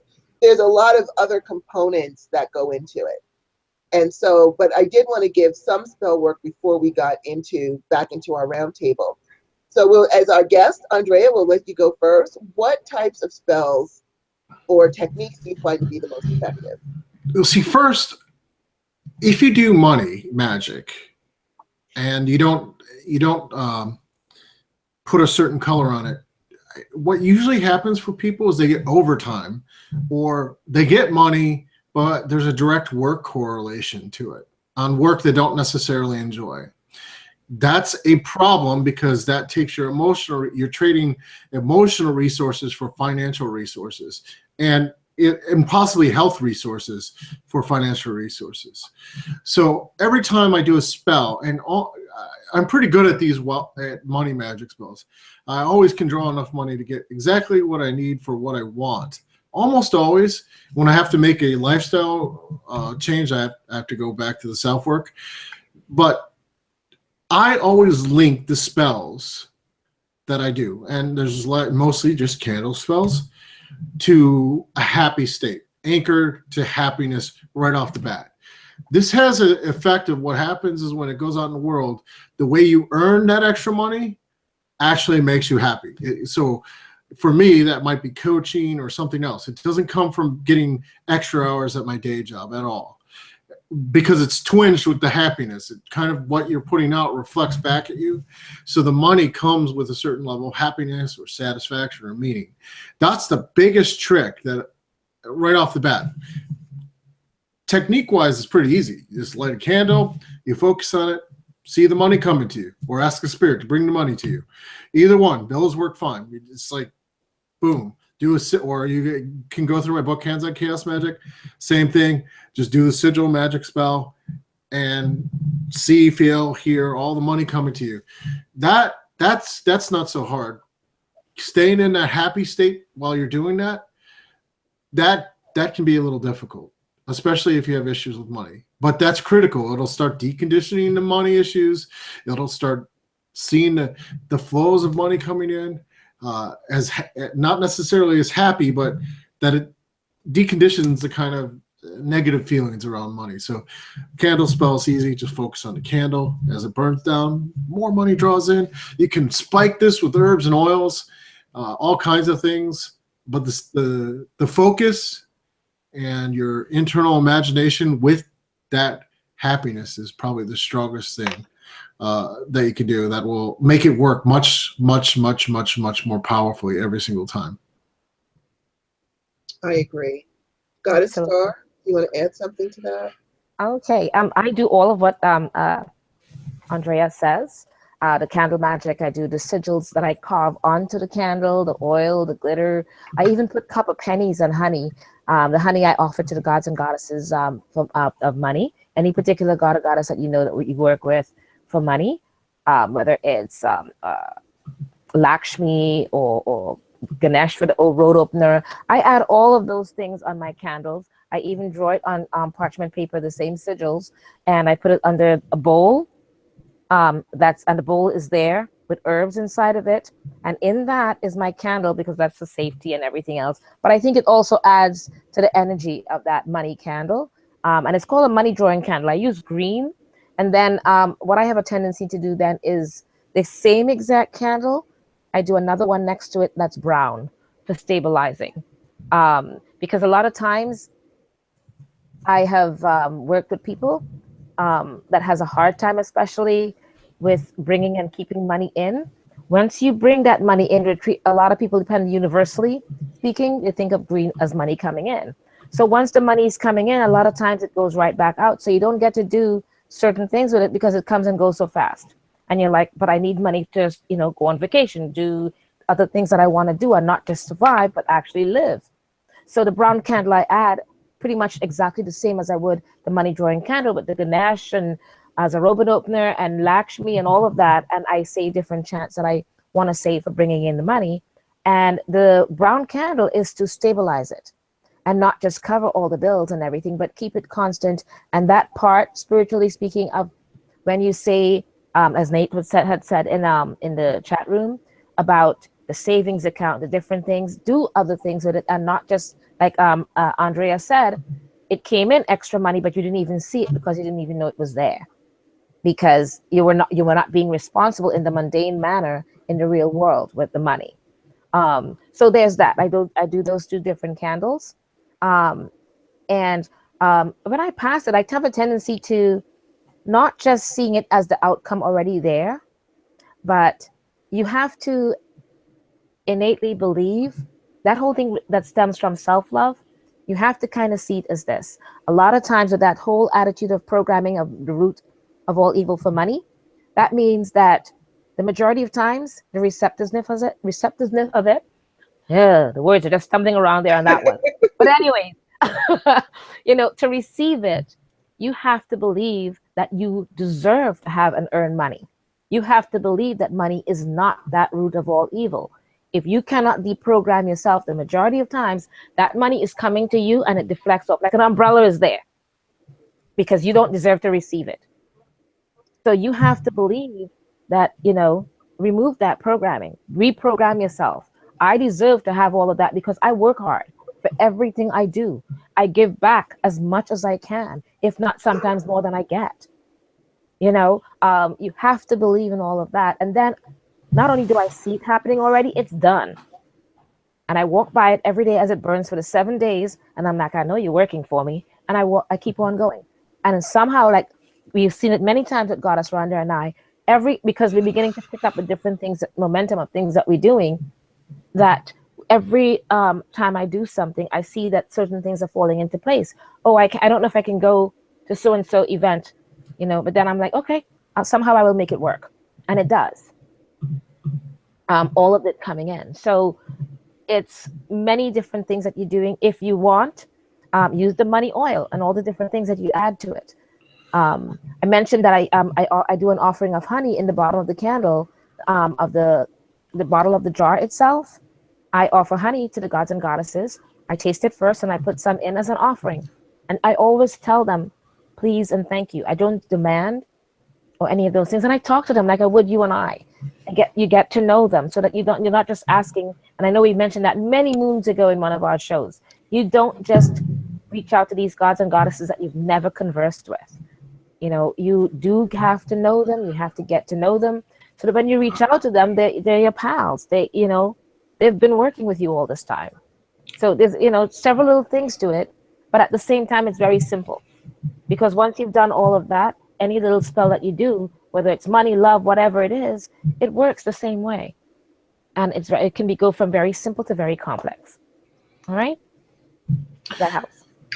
All righty. And so I was just, I jot things down. So a few things first. One of the things is, and there are people that are very good, you get this state of happiness or energy, or I'm going to happy expectation of the money coming in, or a lot of the, the witchcraft or law of attraction, whatever you read about, or whichever one that you practice will often say, you have to believe that you already have the money. The money's already there. And one of the things that I talk about in my book is not everyone is able to do that. Some people can say, you know what, yep, this bill is paid. I don't have to worry about that anymore. Put it in the back of their mind and walk away.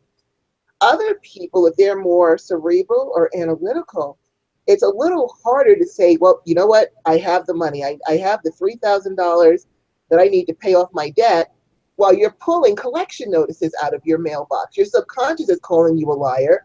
Your conscious is calling you a liar. You don't have this money. What are you talking about? And so you're already starting with conflict. So if you are not, you have to know yourself, first of all, before you can even decide which kind of magic to practice.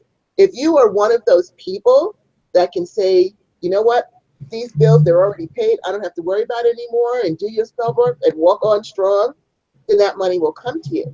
But if you are cerebral and analytical and a truth, a person who's always focused on truth, then if you're saying, I already have the money to pay this bill, and you're pulling an eviction notice off the door, your subconscious is like, okay, I really don't have the money. Your conscious is like, you know what, I really don't have this money. And meanwhile, now you're putting that conflict into whatever spell you're doing. So you have to know yourself and work within magic and systems that are going to work with your particular mentality.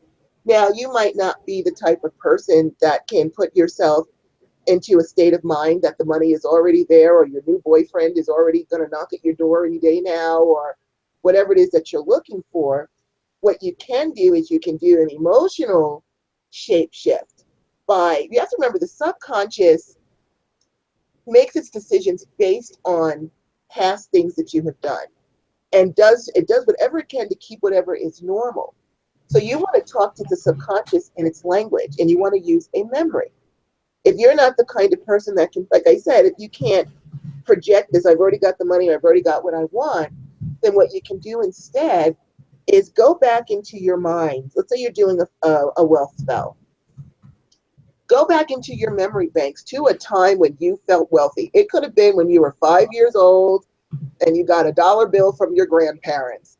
Or, you opened up an envelope at Christmas time when you were 12 and there was $20 in there. Or you got your very first paycheck. You got a job, in the fast food place, and you got no matter how minuscule it was, that feeling when you first get your paycheck, even though it might be going right out the door, but you're looking, it's like, oh, I got my paycheck, and you're all proud for that moment. You feel like you could go to China, do whatever you want because you've got all this money in your hand. You want to bring up a memory of when you felt wealthy. And like I said, I don't care if it was when you had $1 from your grandparents when you were 5. That moment, or how a lot of people get paid now through direct deposit, and it's on payday. The first thing they do is get up, go look, check their bank account. Oh, the money's there. They feel relieved. There's my money. There it is. Bring up that memory, because your body will flood with that same emotion. Your subconscious will recognize it as real because it did happen. It's a memory, and it's something that's easier to sustain if you embrace all of the feelings of, wow, I felt wealthy when I had that, when grandpa gave me that dollar. I felt like I could go to the toy store, I could do this, I could do that, or, I see my money, my paychecks in the bank, and for a minute I've got all this money in the bank and my balance is up and you're feeling good. Engage in that feeling, engage in that memory. I mean, just every aspect of being happy to have that money, and then do your spell. And it's not going to be a conflict because it's a true memory that already happened. You're just bringing it up and saying, hey, subconscious, remember when we had all this money? Remember how I felt when grandpa gave me that $1 when I was 5 years old?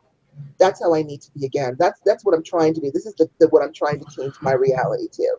So before anything, it's very easy to pull a spell off an internet or buy a book. First, figure out what is your own mentality before you can just assume someone else's stuff. Because if you're doing a spell that says, now you have to really believe that you have that money, or you have that boyfriend, or you have that job, or you have whatever it is, and you can't because it's not true and it's causing a conflict, your spell is not going to work. So go ahead, Andrieh.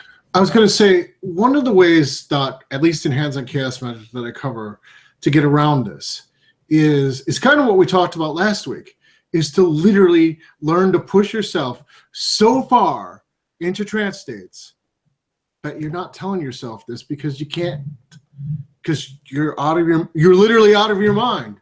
And I never, when I should say, when I say get in a happy mindset, I'm not getting in a happy mindset about the money. I'm literally using anchors and exactly what Rhonda just said to push myself so far down the happy state that I'm literally out of my mind. I'm so happy. It's like I can't even control it because I keep going back into memory over and over and over and over and over and over until Right.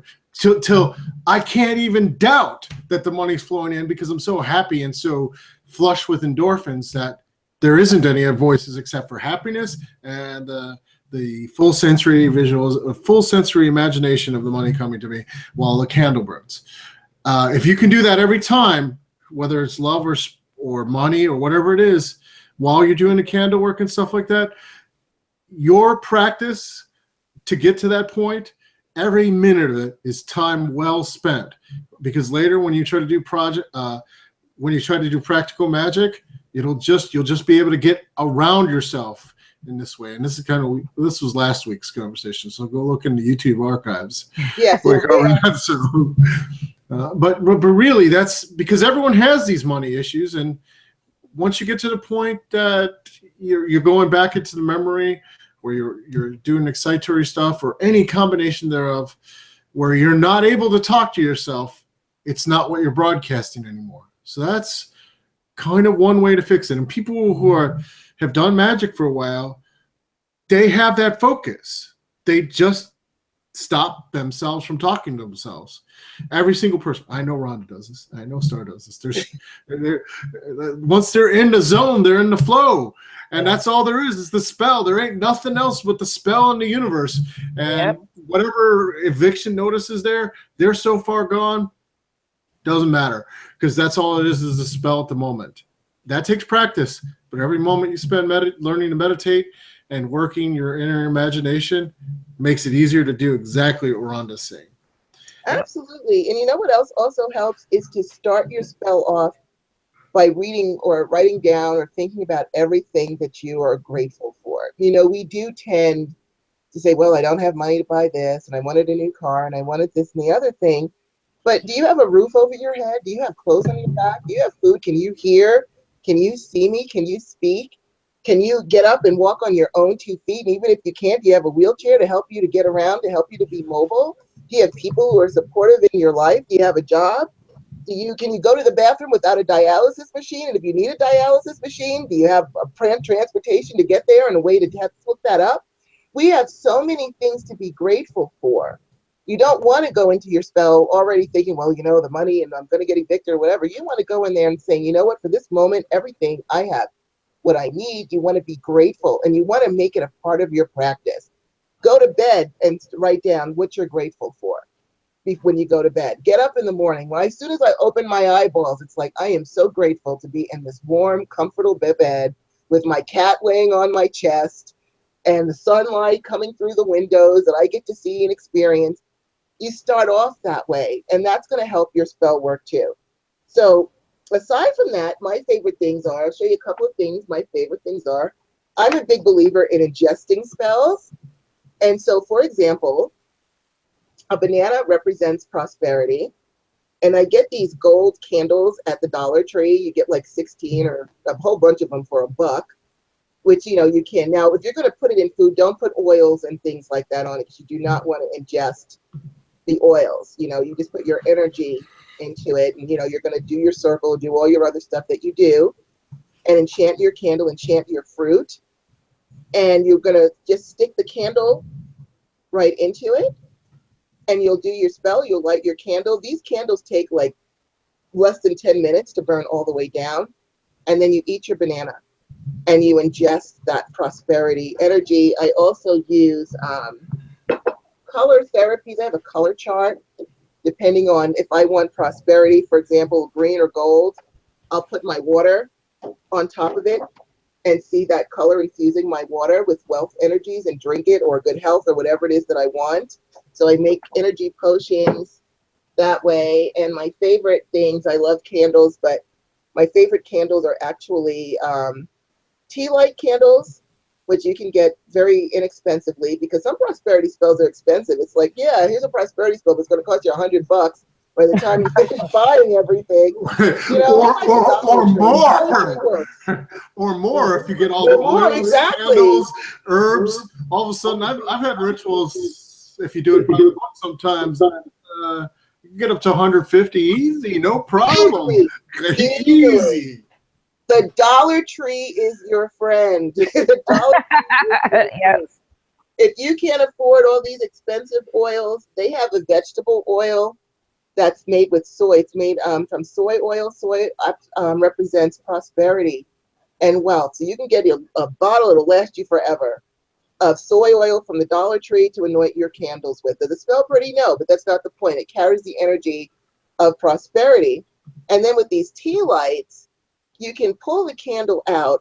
You know, aluminum is used in image magic. So you can write on the candles what it is that you want. I completely deconstruct the candle and I'll put on the side abracadabra, power, success, or whatever it is that I want. Abracadabra means I create as I speak. And so I'll put that on there and what I'm creating, I'll write my petition across the top. I've got whatever I want to write on the bottom of it. And then I'll put everything back in here. Now you don't want to put a whole bunch of oils and stuff because there is no give. You see that any volume you add can drown your candle. So when I tell you just a drop of oil or a little dusting of herb or a glitter, that's fine. And then when you put your candle back, you can also then inscribe very easily into the aluminum sigils, words, whatever you want to do with it. And you can create these really cool little prosperity candles that really pack a punch. And, you know, you've got the aluminum all done from the inside, from the outside. You've done your candles. You've written all over the candles, your sigils and stuff. Put your energies in it. And it really does. And you put it back together and you burn it. You do your petition. And that works really quickly. So those are like the physical parts. But, you know, getting back to the other thing, removing your conflict, bringing up or getting into that trance state and feeling that ecstatic of having the money or whatever it is that you want, you know, using a memory and then being grateful, starting off grateful and ending with gratitude. That I find to be the most effective for my spell work. And again, it's important to know yourself, to know what type of spell work is going to work for you, because not every cookie is made from the same cutter. And so, you know, some spell work or some techniques may work for somebody else. They may not work for you. You've got to know yourself, know your mentality, and then work with what you have, as opposed to trying to adopt someone else's foreign mentality or work. It's not going to work. So you really do need to know who you are and how you operate, and then find a technique that works with you, as opposed to just trying to use someone else's stuff and then it didn't work, and because you've got all this conflict and stuff. So that is my contribution to how to get effective, how to use magic effectively to get it to work for you. Let me just check our chat room before we get back into our roundtable, because I really love roundtable discussions, and I could just keep going on with those forever. Yeah, and we have to keep an eye on the time too, because it's after Yeah, you. oh, look at the time too. See, I'm all revved up now. I'm not. I know, and you're like ready to go, and it's like I'm like, it's the time, that time. You guys have to stay here with us till midnight. That's really all there is to it. We're not willing to leave. All right, let me just read a couple of comments, and then we'll do one more round, and then we'll let everybody go. So yes, we've got No School who says yes, got to start, catch the money, and don't deflect through false unworth. I like that, false unworth. And then also he says this show and last week's shows are like soup to my soul. Prolong the show. You know, we're going to go another round with a couple more things. Well, I said a couple. I said one. We're going to go one more round. Then it's like with a couple more things. Yeah. I have not eaten for the day. I have not eaten for the day yet because I was tired and I was asleep. So well, you know what, start. You're going to just have to suck it up, because we're going to sit here. I know, right? I'm sucking it up already. I'm sucking it up.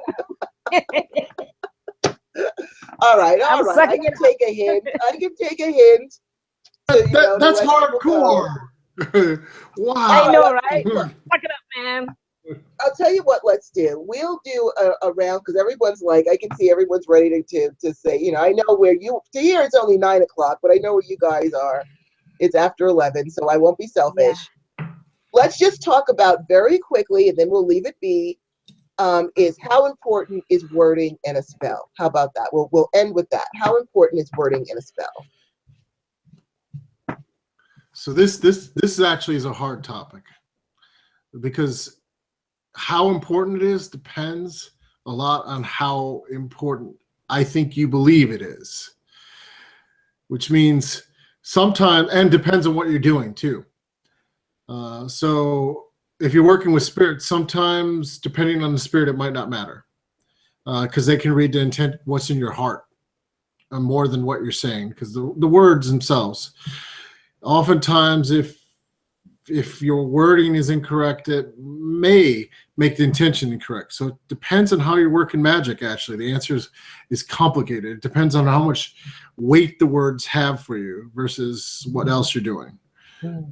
So if you're putting all your weight into the seal that you made, the intention that you originally sigilized matters a fair amount, but the initial words might not matter as much. But your subconscious mind knows what the actual words are that was the intention that you're trying to think.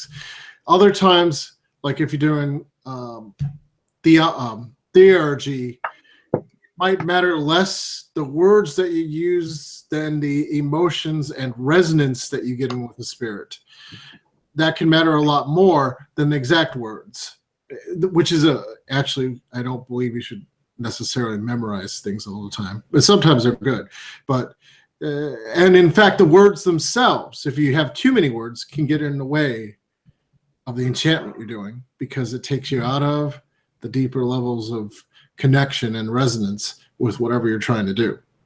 So it really does depend on a lot of different it depends on what type of spellcraft you're doing and how practiced you are at the words, and a lot of different factors, I think. So I think it's a really hard question to answer, at least for me it is, to answer it with one straight answer. Right. I can dig it. I agree with you. I like what you said about the weight of the words. What do those words mean to you? Because if they're not conveying what it is that you wanted to say, or you're uncomfortable with the wording, or you're not quite sure if that's what you should say, then that's not what you should say. And so you need to change those words to words that do have impact and meaning for you. Now, one thing I will say is, it's not a good, if you're going to do the words, what you're going to say, what's important is also, you don't want to say, okay, let's say you've got your candle in front of you and you're doing love magic. There are people that will say, tell the candle, just tell the candle what it is that you want or whatever. If you're not skilled in what to say, or you've had no spell work training, please do not just tell the candle what you want. Because what can happen is, if you don't know what you're doing, you can grab your candle and you can say, you know what, I don't want a guy like the one that I just had. I don't want this and I don't want that, because my life has just been so miserable with these people. Right. And then you end up with a golden retriever. Which is not a bad thing, a golden retriever or a cat, that can help, But still, you do want to be careful. You don't want to, if you don't know what you're saying, again, this is where we have to know ourselves, do our work, read up on things. What is the best way to talk into a way that's going to bring you a positive thing? You don't want to cry into your candle and start talking about all the nightmares that I don't want someone who's going to hurt me or beat me up anymore, and I don't want this, and I don't want someone who's going to cheat on me anymore. Because okay, you don't want this. Well, what do you want? Golden retriever again. It's right there. Golden retriever. It always loves you. And it's loyal, and it never will cheat on you. It'll never cheat and will be loyal. Exactly. And talk about what you do want in a positive way. And if you are unclear, say, right before you even do your spell, write down, okay, I want $1 million, and say why. Ask yourself, why do I want this? So that you can actually reconcile within yourself. Do you really want it? One of the things I'll tell people is, tell yourself in your mind, I have $1 million. And then pay attention to how your body reacts. If you get fear or nervousness or stressed out or think that you don't really want that $1 million, then that's not what you want to put in there, because your subconscious is saying, no, that's not what I want, or this scares me, or I'm afraid of if I have this. Use your words and then test the words out and see how you respond inwardly to those words. If you say, I want $1 million, and you feel uplifted, like, yeah, I want $1 million because I can do this, I can help people, I can do all these great things, go ahead and roll. But if you say, I want $1 million, and you're like, oh my goodness, I just felt scared, or I feel stressed out, or I feel confused or whatever, then it's time to examine that a little bit more closely to see, if you do want it, why do you want it? Or maybe you need to break it down, or maybe it's not that you want $1 million, you just want some money that you can help people out. Maybe you need to change it to that wording. You have to change the wording to go with your own energetic flow. And so I say, test them out first, See how you respond. If you respond well, roll with it. If not, change the wording or change the spell or do what you have to do, as long as you're working with something that you know is in harmony with what you truly, truly want on a soul level. All right, gotta start. It's your turn. Okay.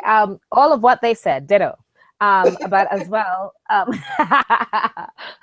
but also, some of the things is that no, don't let anyone tell you what words to choose and say. Honestly speaking, you have to, like Goddess Rhonda and Andrea said, in a way, it's hard for us to say what words to choose to say because it's you. We don't know you like we know ourselves. What is fine for you may not be fine for me, and vice versa. So you can take anybody's words if you wish, or go to a book, and there are many spells in rhyme or whatever it is. And some people prefer to do spells strictly in rhyme. Again, none of that really matters, because half the time that I've seen certain spells work is when it literally comes from your heart. And yes, you have to sit down, make maybe some bullet points of what it is that you want actually from that wealth. Write it down so you can look at it and say, now you can put it, this is what I really want. And I consciously know that this is what I really want. Now I can kind of say in words and talk to the God and Goddess and say, this is what I truly want and need, because this is all the plans I have in mind for it. I want $1 million coming to me, harming none as it comes to me, out from the universe and out from the ether, and bring it to me. And I feel, when I say it, I am saying it, and I'm feeling this energy surging into me, literally like this. And it's a good feeling from head to toe that I feel. So if it, like Goddess Rhonda said, if it does not give you that feeling of that beautiful energy coming into you and resting there and permeating and sitting there and enjoying being there, then, it's not right for you in that sense. $1 million or whatever it is. Ask for what you think is okay. Again, we're saying that part because we know some of you have that hang up with the programming of money being the root of all evil and all those things. So people would generally ask her $500 or $1,000. They kind of limit themselves with that. So you have to decide, because you're hearing Goddess Rhonda say $1 million and you're like, all I want is $500. See, I'm sorry. No, but you know what I'm talking about, Goddess Rhonda. It's the truth. I do. It's the truth. Come on, Andrea, right? It is. I have seen people say it, and they're like, well, all I needed was this. Why do they need to win the lottery of the 365 million? I'm sorry, not sorry, but I want to, if I was going to do lotteries, which I don't do, and I really should. But anyways, I would want that $365 million. I want to buy my own little town that I can live and do what I need to do, and all the magical people that I want to have around me. I want to be able to help Hurricane Harvey victims.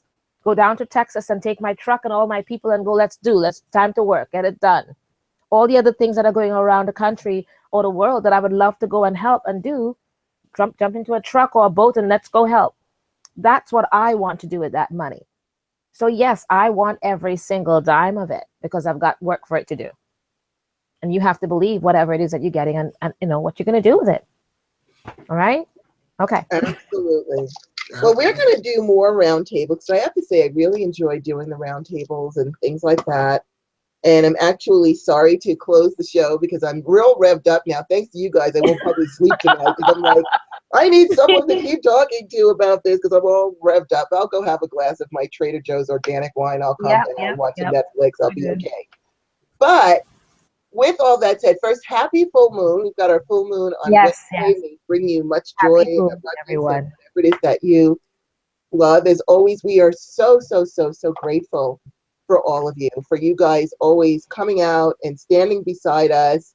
It's Labor Day. You could be at a barbecue, but here you are with us, and we are truly grateful. Grateful, yes. Walking on this journey, for your comments. We love you to pieces. And so with all that said, merry meet, merry part, and merry meet again.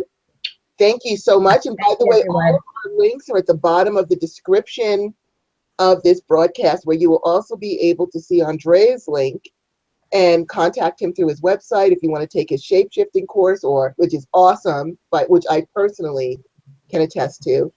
And if you want to talk to him about anything else, all of our links are there. If you feel like subconsciously you're feeling kind of stunted, we're all hypnotherapists. We can help you through that. And so with all that said, we will see you again next week. Yes. With very way cool Nate, no school like the old school himself, discussing divining and techniques and really how that can help us to change and improve our lives, how to do it and all that. So please join us for that. Absolutely. So and again, happy blessed full moon, everyone. I wanted to say that. Happy full moon, Andrea. We are always and so thank happy. you. So yeah, I was just going to say that. With us. We're going to be dragging you back for more roundtables. Well, thank you for having me again. So it was a great time. I really enjoyed it. I'll probably actually, to be honest, tonight I'm gonna, as soon as I get off of here, I'm gonna probably get into divinations myself and then start going into ritual right off to at midnight or so. Cool. So there you go. All right. All right, everyone. We love you. We'll see you next week. Bye-bye. Yeah. Namaste and blessed be. Yes. Blessed. Happy full moon.